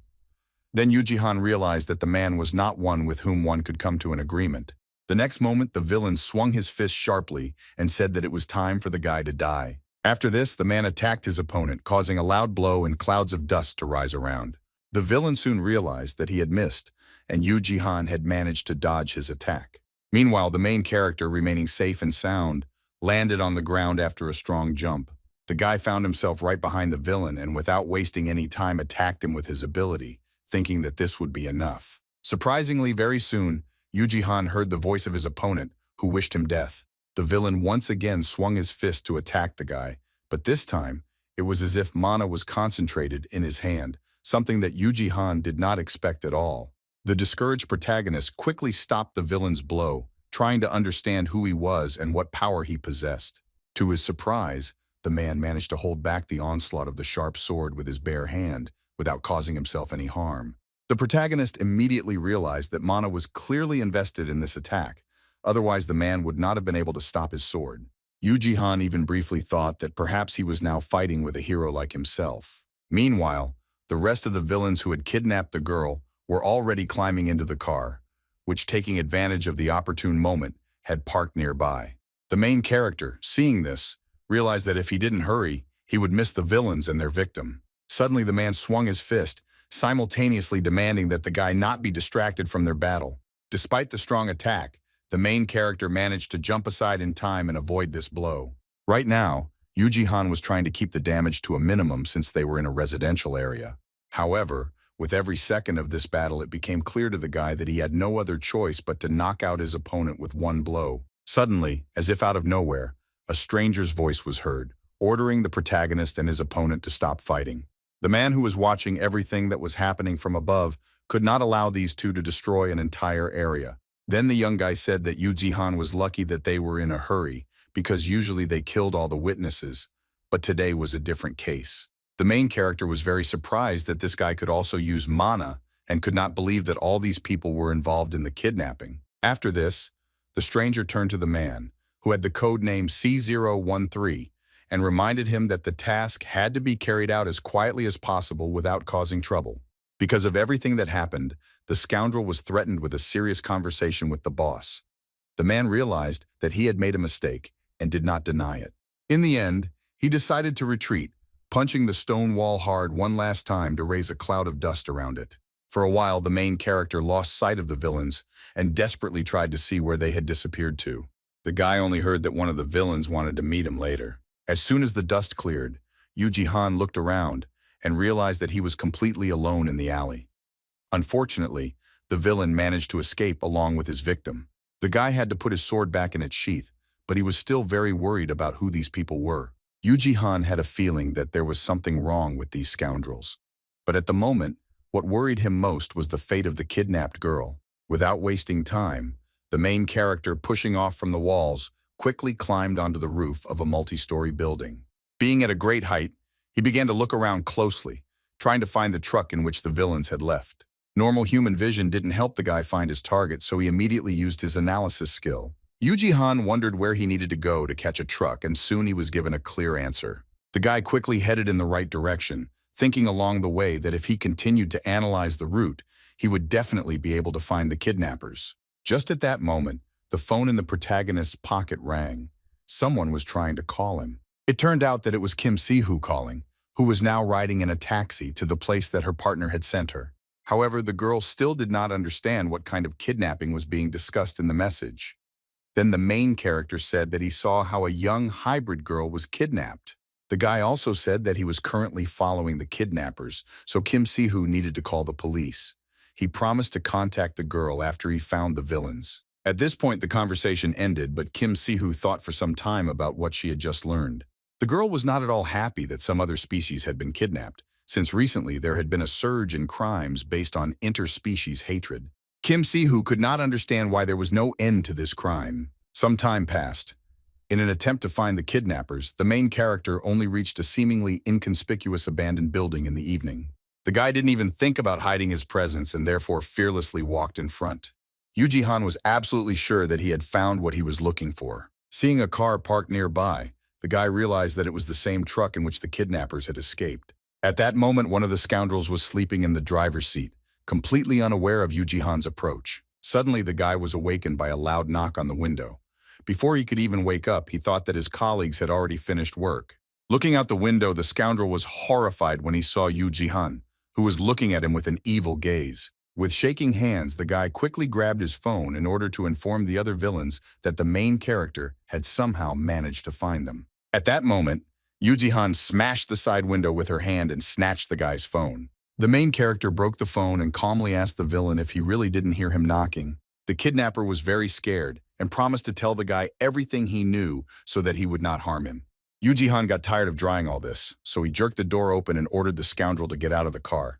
In order not to waste time, the main character himself grabbed the guy by the clothes and pulled him out of the car. Further threatening the kidnapper with a sword, Yuji said that he was a hero who saw the crime, which meant that he had the power to arrest the villain and even decide whether to leave him alive. The guy insisted that this was the last chance for the villain to remain unharmed, but to do this, he needed to tell what was happening here. Meanwhile, inside the abandoned building, there was absolute silence, as if no one was there. The reason for this was that all the kidnapped hybrids were tightly tied up and their eyes and mouths were closed. All the kidnapped people were very scared when they heard the footsteps of their kidnappers, which were becoming louder and louder. One of the villains carried one of his victims on his shoulder, which was placed in a thick bag. Approaching his boss, the man threw the girl on the floor and took the bag off her. The scoundrel with the scar on his head asked what the special product was that had been found today. The subordinate confirmed this and added that it was a human-cat hybrid, which was so necessary for their customer. After that, with a sharp movement, he peeled off the tape that prevented the girl from speaking. At that very moment, the kidnapped girl began to beg the villains to let her go. The man really liked the fact that his victim was still vigorous. The hybrid continued to beg the man to let her go and promised to give him all her money. The villain immediately asked how much money she had. The girl answered without hesitation that she had about 2 million won. This surprised the man very much because it was really a huge amount of money. The girl claimed that she worked all weekend to earn this money and that it was all she had. The scoundrel understood that this was money earned with sweat and blood, but in his opinion, it was only a pittance. This was not surprising since the man was going to sell this girl to his customer for 900 million won. The scoundrel also said that his client had already planned an experiment with this girl, but she shouldn't be too upset because she would be treated specially. The head of the kidnappers believed that this would be much better for the girl than being sent to the slaughter. The girl looked to the side and saw several lifeless bodies covered with bloody sheets. At that moment, she mentally asked for at least someone to come to her aid. The man, with a satisfied smile on his face, said that he was going to sell the kidnapped girl to his customer for 900 million won. The scoundrel also said that his client had already planned an experiment with this girl, but she shouldn't be too upset because she would be treated specially. The head of the kidnappers believed that this would be much better for the girl than being sent to the slaughter. The girl looked to the side and saw several lifeless bodies covered with bloody sheets. At that moment, she mentally asked for at least someone to come to her aid. It was impossible to even imagine what happened to the unfortunate hybrids, who were now lying on the floor like some kind of trash. The boss of the scoundrels warned his subordinate that a client would arrive in 40 minutes, so everything needed to be prepared and cleaned up here. The unexpectedly kidnapped girl asked with anger in her voice whether her kidnapper knew that his actions were illegal. She was about to threaten the man, but he took it with a smile. The scoundrel was sure that even if someone found out about his business, he wouldn't do anything.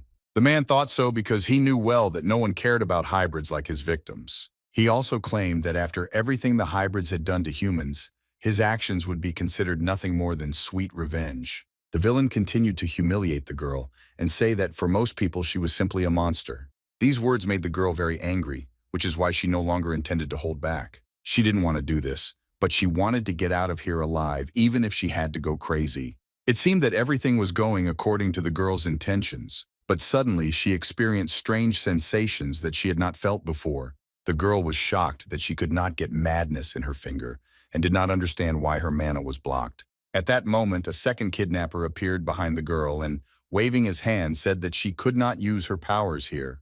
The next moment, the villain attacked the hybrid, slamming her head into the concrete floor. Despite this, the girl was still interested in what the villains did to her. The man, with a satisfied smile on his face, said that they had injected her with a mana giver that was very effective on hybrids. This was done as a precaution. The head of the villains asked his subordinate to be careful and not to damage the goods. In response to this, the man said that the hybrids always lost in battle, but if they did not teach them discipline, then later they would cause trouble. The main villain was sure that the girl had gotten the message, so now she had to be taken to the living room. The man also allowed her to be knocked out if she started to get into trouble again. At that moment, the scoundrel heard a loud noise coming from the street.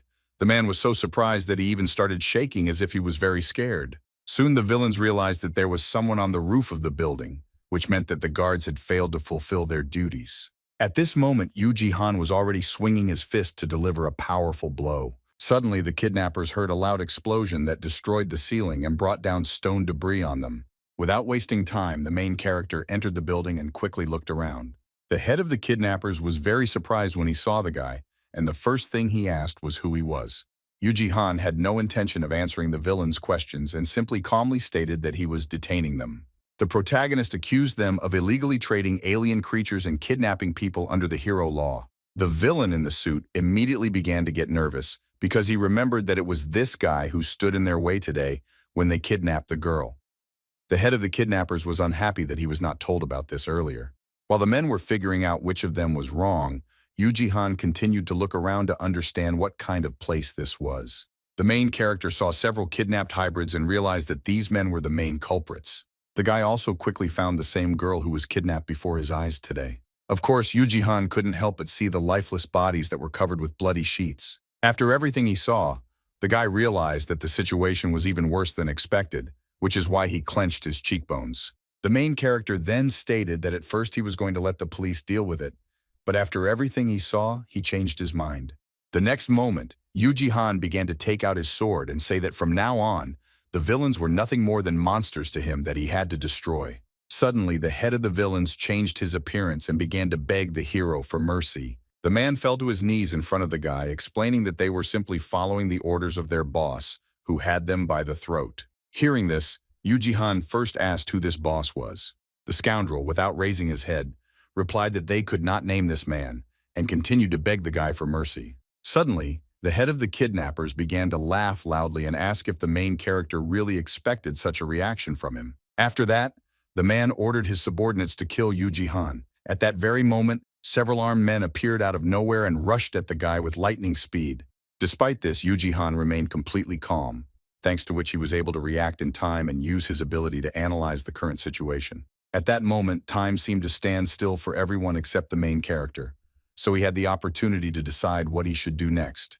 The next moment, a loud explosion was heard, which was provoked by strong attacks from several armed scoundrels at once. When the clouds of dust cleared, the attackers realized that their enemy had disappeared somewhere. It turned out that the main character managed to jump high up in order to avoid the attack of the villains, and now he was ready to strike back. At the same time, the guy thought that his opponents were clearly not amateurs, because they were able to hide their presence in order to set up an ambush for him. As Yuji Han swung his sword, he even momentarily assumed that his opponents were also heroes like him. However, this did not stop the guy from running through the villains at lightning speed and attacking them one after another. In a matter of seconds, the main character managed to fatally kill 3 criminals at once. However, even with such success, Yuji Han still had one more opponent who was already planning to attack him from behind. Despite the villain's lightning-fast attack, the protagonist managed to duck down in time and avoid the blow, which discouraged his opponent. The scoundrel couldn't help but admit that Yuji Han was very fast, which is why only death awaited him. Finally, the protagonist made his final swing of the swords, which ended this short battle. The head of the kidnappers saw very well how his subordinates died one after another, without being able to stop the main character. Because of this, the scoundrel was very angry and believed that all this was simply impossible. The man did not believe at all that Yuji Han had managed to defeat all of his people, who were no weaker than 5th-rank heroes. Then the main character began to approach the head of the kidnappers, calmly asking him not to even try to escape. After some time, absolute silence reigned in the abandoned building. The empty rooms were filled with the lifeless bodies of the villains. Even the head of the kidnappers and his most loyal subordinate could not escape their unenviable fate. After all this, the main character freed the kidnapped girl, who first asked who he was. Yuji Han replied that he came here to help her, and now she was free.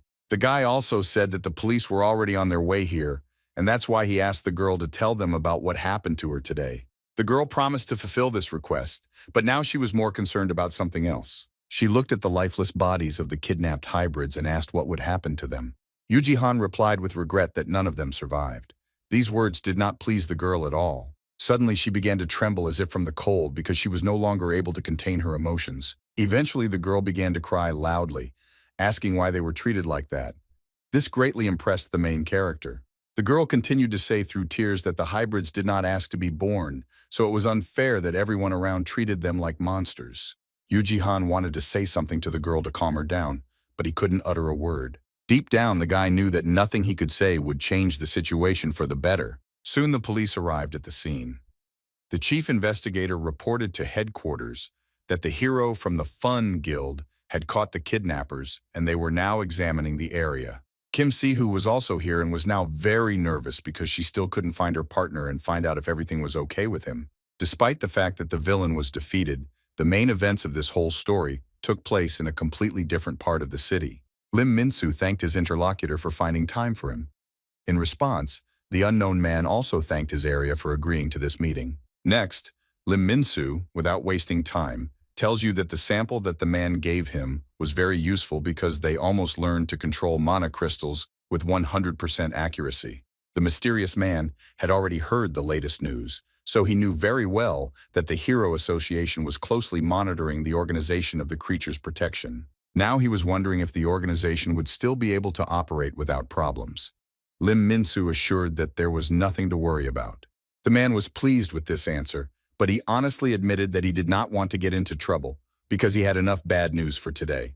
Lim Minsu immediately asked why the man spoke like that since he didn't know the latest news yet. The man said that a pest had taken up residence in his factory and that the police were now prowling around everywhere. Because of this, deliveries had been suspended. The mysterious man also added that, by coincidence, the scab was discovered by the very hero who recently defeated the mutant saber-tooth cat. That is why the man wanted the problem to be solved quietly and quickly. Lim Minsu was very surprised because he could not even imagine that this would happen. As soon as the head of the organization drank the drink offered by the owner of the house, he felt an incredible surge of strength, so he confidently declared that the man had nothing to worry about. Lim Minsu promised his partner that he would personally take care of everything. The police spent the entire night searching the building where the hybrid kidnappers were carrying out their illegal activities. It was confirmed that the mine managed to find 12 surviving children, The rest, unfortunately, were not so lucky. Also, law enforcement officials failed to question Yuji Han himself, who told them how he got there. Suddenly, the guy heard a familiar voice behind him calling him. He immediately turned around. It turned out that it was Kim Si-hoo. The protagonist was glad to see her here. The girl timidly asked if he could really figure out everything here alone. Yuji Han replied in a sad voice that he had done everything he could, but he still couldn't save all the victims of the kidnappers. Unfortunately, some died before the guy even showed up. Kim Si-hoo was shocked by the whole sight. Suddenly, the girl asked what Yuji Han did with the criminals. It turned out that the guy managed not to kill anyone, but only seriously injure them. All the offenders were arrested, which clearly did not please Kim Si-hoo. The main character saw such a chilling expression on his partner's face for the first time. Although Yuji Han understood why the girl was so angry, he was sure that there was something more than this warehouse, so the kidnappers needed to be alive. Leaving these scoundrels alive, in the opinion of the main character, was the only option to find out what was really happening. The guy then told the investigator that the scoundrels were waiting here for their client, so it was necessary to thoroughly investigate this issue as well. The policeman assured that they would sort everything out, so Yuji Han could already leave, but the guy noticed that the man was not telling him something.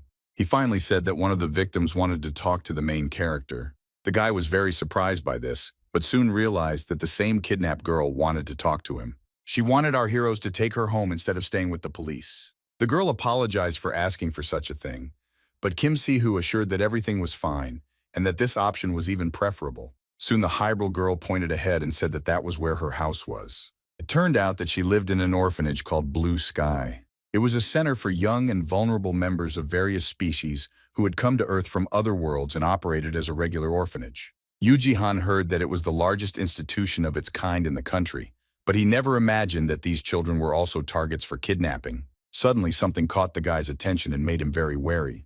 There was a woman standing near the entrance to the institution. It was as if she was waiting for someone. Coming closer, our heroes saw that this woman was crying and loudly calling for Rixus. The girl, unable to contain her emotions, threw herself into Mrs. Zhong's arms. Now she probably felt completely safe. Rixus cried and asked for forgiveness, but Mrs. Zhong insisted that the girl was not guilty of anything. After this, the woman saw our heroes who had been accompanying Rixus all this time. It turned out that this woman's name was Yun Doha. She was the director of this orphanage. The police had already called her today, so she knew the names of our heroes and what guild they were from. The woman then bowed low in gratitude for saving her ward. Kim Si-hoo felt awkward about this, so she simply replied that it was their duty as heroes. Unexpectedly, Yun asked if Yuji Han and Kim Si-hoo were busy right now because she wanted to treat them to a cup of tea. Soon our heroes, accompanied by the director of the orphanage, walked along the bright corridors of this institution. The main character couldn't help but notice that it was quite quiet here. The woman explained that it was quite late now, so all the children were already asleep. Just at that moment, one of the doors opened and small children ran out into the corridor, very happy about Rixus's return. The girl immediately began hugging her little friends, while Yuji Han and Kim Si-hoo watched with smiles on their faces. The main character joked that today's children never rested the way they should. Then Rixus decided to send the children back to bed, so she asked that they not wait for her. The guy was surprised that after everything she had been through, the girl still managed to maintain a courageous expression on her face in front of the children. After some time, our heroes, together with the director of the orphanage, retired to a quiet office. The woman asked for forgiveness and said that the children were sometimes very energetic. Yuji Han did not see anything bad in this and considered it wonderful that the children remained themselves. Yun Doha recalled that when the police contacted her, she was so upset that she accidentally told them about Rixus's kidnapping. This must be why the children stayed up so long. Kim Si-hoo asked if there were other kidnapping victims in this institution besides Rixus. The woman replied that Rixus was the only one from their orphanage who was involved in the incident. She assumed that the other children were from similar institutions nearby. Suddenly, Kim Si-hoo asked if there had been another similar incident before. Just at that moment, someone entered the office and apologized for interrupting the conversation. A girl stood on the threshold with a tray in her hands, serving tea to the director and her guests. Yun Doha thanked Layla for not sleeping yet. To this, the girl replied that it was her responsibility to take care of everything when guests came to visit them. Then Layla looked at our heroes with her unusual red eyes. The girl asked the director if these were the same people she had told her about earlier. Yun Doha confidently confirmed this. Hearing this, Layla bowed low and thanked the heroes for saving Rixus. Unexpectedly, Yun revealed that Layla had experienced something similar at one time. It turned out that 4 years ago, 2 children from the same orphanage were kidnapped. Layla returned alive, but the other child was less lucky. Yuji was sorry to hear this, but Kim Si-hoo was determined and asked if there was any way they could help this institution.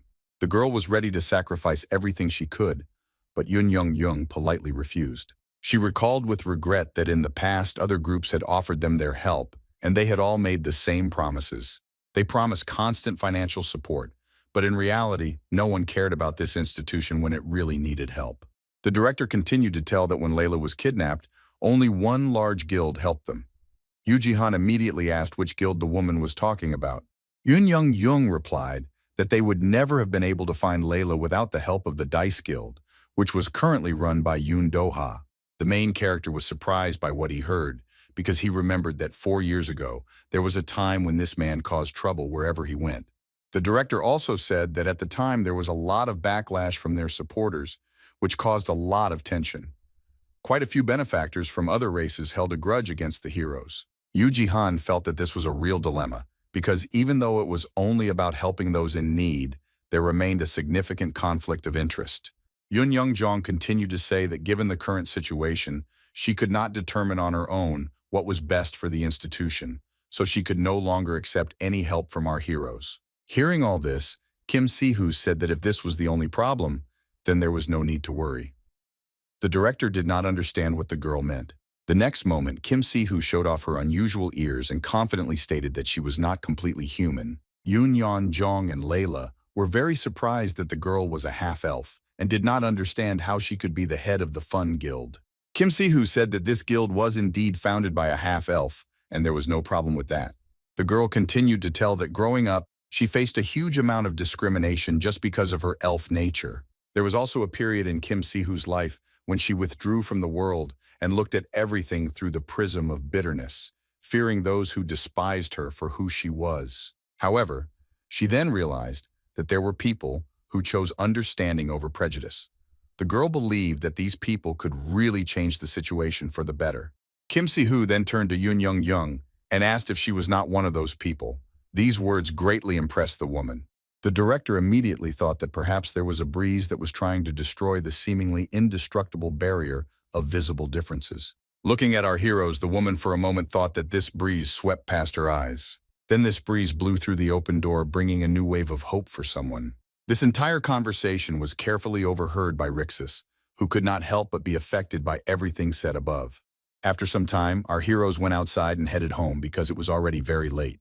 Kim Si-hoo asked her partner for forgiveness, but Yuji believed that the girl had nothing to apologize for. It turned out that Kim Si-hoo promised to make monthly donations to the orphanage, which of course would hit the budget of the Fun Guild hard. In the end, the protagonist praised his partner for this decision and promised that as long as she did not do anything dangerous, he would support her. Kim Si-hoo was very happy to hear these words of support and now looked at Yuji with admiration. Suddenly, the girl asked why the guy went to meet Minuri alone, since he valued her so highly. She didn't like the fact that the main character went to meet the head of another guild without even warning her. Suddenly, our heroes heard a familiar voice asking them to wait. Turning to the side, they saw Rixus, who was quickly running towards them. Kim Si-hoo and Yuji were very surprised and did not understand why the girl followed them. The guy immediately asked what Rixus was doing here.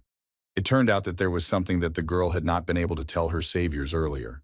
Rixus thanked our heroes for saving her and said that she was so shocked that she couldn't even thank them properly. The girl also claimed that thanks to Kim Si-hoo and Yuji, she felt that she had the strength to move on. That is why she wanted to give something to our heroes as a sign of her gratitude. Kim Si-hoo was very surprised and did not even guess what kind of gift it was. The next moment, Rixus showed her saviors a magical artifact that studied a very bright light. The girl said that this artifact was from Karlam, the world she called home. As soon as the main character took this gift in his hands, he was immediately very surprised because he realized what kind of artifact it was. Kim Si-hoo was also surprised because it was a real mana crystal which our heroes needed so much now. Rixus wanted to give something to our heroes as a token of her gratitude. Kim Si-hoo was very surprised and had no idea what kind of gift it was. The next moment, Rixus showed her saviors a magical artifact that studied a very bright light. The girl said that this artifact was from Karlam, the world she called home. As soon as the main character took this gift in his hands, he was immediately very surprised because he realized what kind of artifact it was. Kim Si-hoo was also surprised because it was a real mana crystal, which our heroes needed so much now. A new day has arrived. The Fun Guild has gathered in its office again since early morning. Kim Si-hoo, upon learning of her partner's intentions, was unhappy that he was planning to invite Minuri to their team. Yuji explained that they were currently a 4th-rank guild, so it was high time for them to attract new talents. Now the girl realized that back then, Yuji and Minuri hadn't been on a date at all, and because of that, she felt awkward now. However, Kim Si-hoo didn't believe that they could actually hire someone like Minuri. The guy replied that it was just an attempt that was worth it. Yuji clarified that the chance to hire a genius like Minuri didn't come every day, especially for a small guild like theirs. These words hurt Kim Si-hoo a little. In the end, the girl agreed with this, but asked that next time such decisions be discussed with her and not act alone. After this, Kim Si-hoo considered that their conversation was over. Now she wanted to move on to more important matters. Unexpectedly, the girl asked with great enthusiasm how the protagonist planned to use Rixus's gift. Yuji asked if his partner meant that magical monocrystal. Having examined this artifact brought from the world by Carl, our heroes came to the conclusion that this crystal contained much more mana than those they had found earlier. Yuji initially intended to simply hand over this crystal to the Sylph spirit, but then he thought that this could be a good training opportunity. Kim Si-hoo didn't understand what kind of training the main character was talking about, so she began to carefully watch what he was going to do. Placing the crystal on the table, Yuji used his abilities and summoned a wind elemental. Suddenly, the magical creature began to try to hide, which greatly surprised the main character. The guy asked his elemental to calm down because they were in the office and there was nowhere to hide. The creature was clearly unhappy with this, and so it quickly circled around despite Yuji request to stop it. Kim Si-hoo, watching this, was surprised and did not understand, since when her partner could talk like that with the spirit of Sylph. She assumed that the guy became quite close to the elemental, like her mother once was. Meanwhile, in order to calm the magical creature, the main character drew his attention to the mana crystal, because he knew well that he loved them very much. At that moment, the spirit of Sylph rushed towards the magical artifact, but Yuji blocked his path and asked him not to rush. Then the guy, out of displeasure, reminded him that his elemental had already done the same trick in the Dice Guild, which made him feel very awkward at the time. That's why the main character threatened that if the spirit continues to behave like a spoiled child, he will not receive this mana crystal. In order to check whether the elemental had learned this lesson, Yuji asked him to make 3 jumps. To his surprise, the spirit obediently carried out this command. Next, the guy asked the magical creature to spin in the air clockwise. This command was also executed perfectly. Kim Si-hoo continued to silently watch from the side, but she expected to see the training of an elemental and not simple training. The girl recalled that when this spirit was with her mother, she treated him like a close friend, but now Yuji treated him like a pet. In the end, the girl decided not to interfere and only mentally wished the elemental good luck, since he himself chose the main character as his master. Meanwhile, the spirit Sylph finished carrying out all the instructions of the protagonist, and for this he intended to give him the mana crystal as a reward. Hearing this, the elemental rushed towards the magical artifact with great speed. Yuji asked the spirit not to rush so much, but it was already too late. The next moment, the room was illuminated by an incredibly bright light that almost blinded our heroes. Yuji couldn't help but admit the fact that the reaction this time was much stronger. He assumed that it was because the Sylph spirit had absorbed more mana than usual. At this moment, the protagonist remembered the words of Yun Doha, who advised collecting as many of these crystals as possible because then, in the end, the wind elemental would be able to gain physical form. The guy then suggested that his spirit had indeed begun to take on a physical form, as Yun Doha had said. Suddenly, a loud explosion sounded in the room, which once again illuminated everything with a bright light and scattered fragments of an unknown material around. Yuji involuntarily closed his eyes so as not to damage his vision, and for a while he did not dare to open them. Finally, the main character opened her eyes and saw that he was not in the office of the Fun Guild at all. The guy was shocked and didn't understand what kind of place it was. Suddenly, as if out of nowhere, Yuji heard someone's voice asking him not to worry and explaining that he was now inside a virtual space. The main character immediately assumed that the same spirit Sylph had somehow addressed him. The elemental was glad to meet the guy and claimed that they could finally have a proper conversation. The first thing Sylph did was thank Yuji for the mana crystal he gave him, because thanks to it, he was able to temporarily create this space to talk. The elemental was not sure that he could hold this space for too long. At that moment, the guy noticed that the sphere had already begun to disintegrate, which meant that time was running out. Yuji began to ask why the elemental brought him here and warned that if this space absorbed so much mana, the spirit would be at great risk. The elemental briefly replied that they were being pursued. The protagonist was very surprised when he heard this, and immediately asked who exactly was pursuing them. The sylph spirit said that just as he was able to restore his strength with the help of the mana crystal, so they became stronger every day using these crystals. That is why the elemental advised the main character to carefully watch the people around him, because sometimes those he trusted the most had the most secrets. Yuji asked if one of his acquaintances was a traitor. Elemental couldn't be sure of this, so the guy had to find out for himself. Also, the spirit of Sylph said that the protagonist had to protect Kim Si-ha at any cost. This was her mother's wish, and it was for this reason that he was chosen as her successor. Yuji was very surprised by what he heard, and did not understand how he was supposed to perceive all this if the spirit just dumped such responsibilities on him. To this, the elemental briefly replied that the time would come, and the guy would understand everything. Suddenly, the sphere began to completely collapse. Finally, the spirit said that he and the main character would meet again when the right moment came. A moment later, Yuji suddenly jumped up from his seat, greedily gulping air as if he had woken up from a nightmare. When he came to, he saw a very worried Kim Si-hu in front of him, asking if everything was okay with her partner. The girl thought that something went wrong because the main character did not wake up for some time. Yuji briefly explained that he had just met the spirit of Sylph. The girl didn't even know how to understand this. The guy himself didn't know how to explain it. Suddenly, he saw a bright glow not far from him, which immediately attracted his attention. Raising his head up, our hero saw a silhouette hovering in the air, which was difficult to see due to the bright light he was studying. The main character was very surprised because now his elemental looked completely different. Meanwhile, the Korean branch of the International Union for the Protection of Creatures continued its suspicious work. A man in a white coat stood behind a table and meticulously conducted some experiments while two of his subordinates stood humbly behind. The white lab rat had no idea what she was about to experience today. Finally, the man turned to his subordinates, calling them by their code names. Lim Minsu had already heard that the kidnapping of the last hybrid had not gone according to plan. The man said that because of this, their organization lost a large delivery base, and the faith of their business partner began to weaken. Right now, Lim Minsu was most interested in who he should hold accountable for this mess. Su-015 understood how all this might sound, but their task was to thoroughly reconnoiter the area. The guy justified himself by saying that they did not destroy the hero who appeared because they were afraid of exposing themselves. Unexpectedly, Lim Minsu interrupted his subordinate because he was very dissatisfied with what he heard. The man looked angrily at his subordinate and asked if this was really his excuse for not being able to calmly deal with one single hero. Lim Minsu continued to scold his subordinates and no longer intended to repeat what he had created them for. The angry man demanded that they bring him the head of Yuji from the Fun Guild.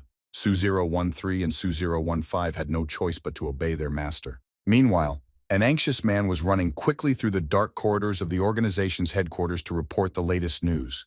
The subordinate ran into the room and informed Lim Minsu that they had problems. The man did not understand what could have happened.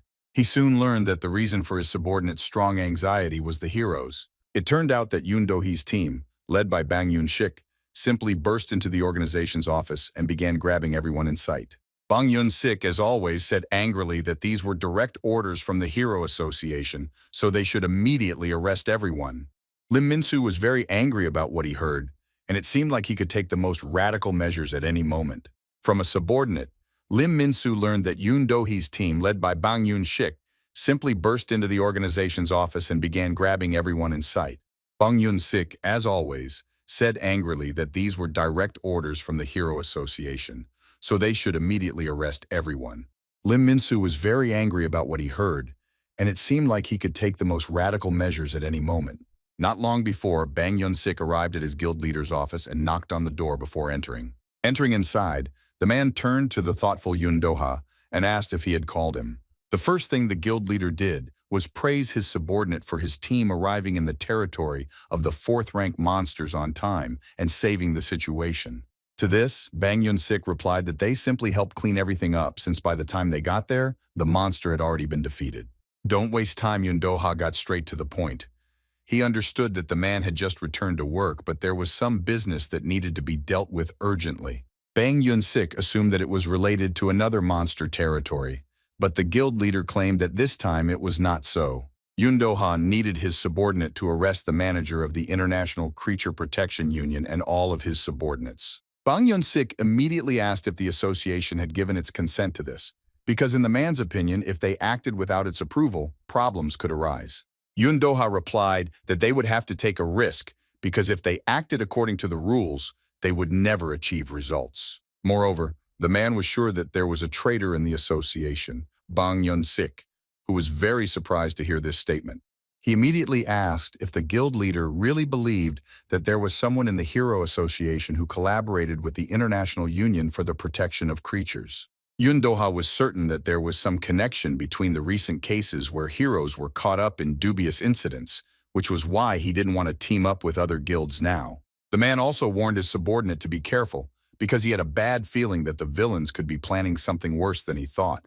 Bang Yun-sik didn't forget his guild leader's words even while completing a quest. It seemed that right now the man was already doubting the correctness of Yun Dohe's decision. The guild leader warned the man about the illegal actions of the International Union for the Protection of Creatures. However, now the only thing he saw was that none of these people carried any threat. Kim Han-seok reported that upon inspection, most of the workers turned out to be ordinary civilians, and so far no one had information about Lim Minsu's whereabouts. Suddenly, Bang Yun-sik heard the voice of one of the detained organization workers nearby, who claimed that they would all die. Looking to the side, the man saw a guy lying on the floor, who was clearly not himself. He continued to talk about how they would all die when he found out about everything. Bang Yun-sik immediately turned to the guy and asked what exactly he was talking about. To this, the worker repeated again in a weak voice that they would all die. The guy who had an unusual eye color claimed that this would happen when they came here. Bang Yun-sik didn't understand who exactly they were talking about and therefore asked the guy to stop speaking vaguely and answer his questions clearly. Then the guy said that when the blessing arrives, the heroes will see how blind and selfish they were. Hearing this, Bang Yun-sik did not fully understand what this blessing meant, and assumed that it was somehow connected with what Lim Minsu had planned. At the same time, Kim Han-seok thought that this worker was just a fanatic who was talking nonsense, so they shouldn't pay attention to him. Suddenly, Oh Hye-in felt that something was heading this way. Seo-jun agreed with his partner because he felt the approach of unusual mana. The guy felt that this mana was just like a monster's. Very soon, at the end of the dark corridor, the heroes saw two human silhouettes approaching him. It turned out that one of them was Su-013.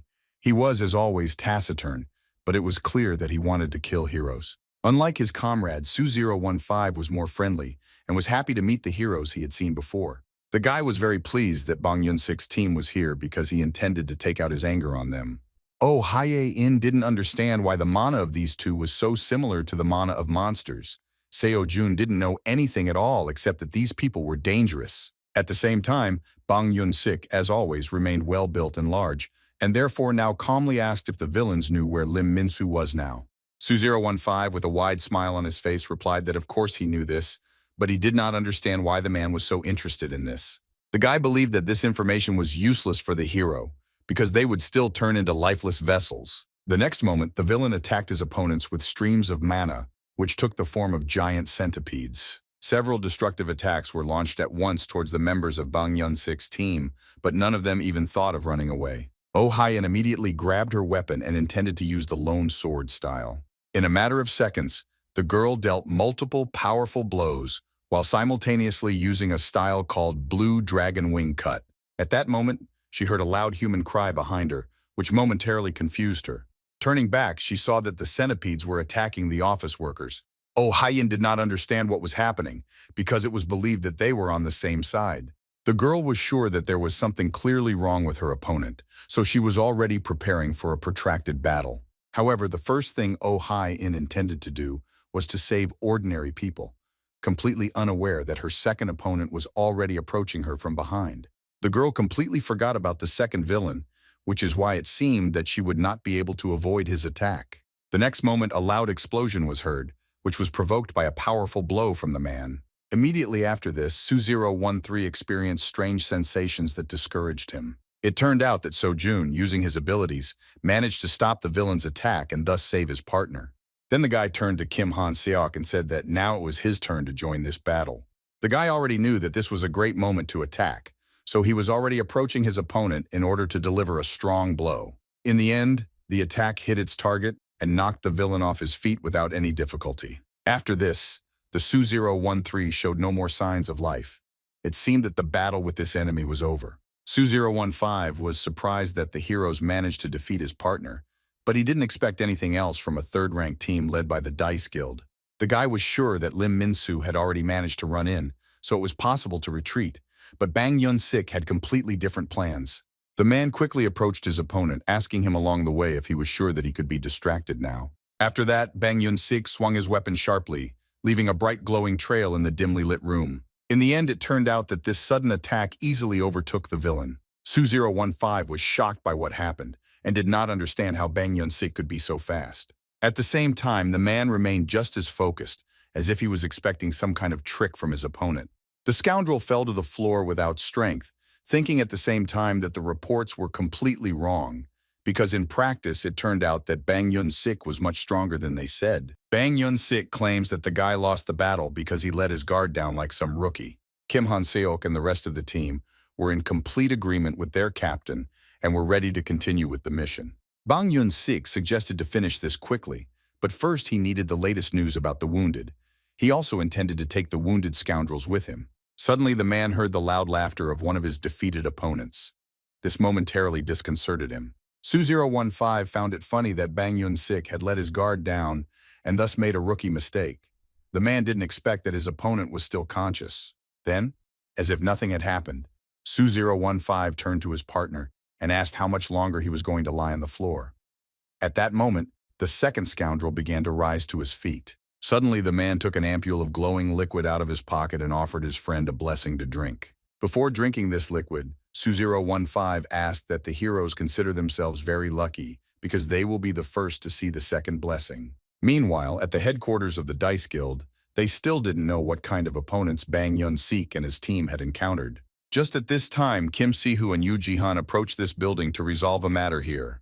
The girl was surprised that the construction was already completed, but the main character believed that the reason for this was that the head of the guild was an earth elementalist. Suddenly, a woman approached our heroes and greeted them, saying that they hadn't seen each other for a long time. Park Jae-kyung, who was the deputy head of the guild, immediately asked what brought the young people here. Kim Si-hoo replied that they didn't come here to see Yun Doha.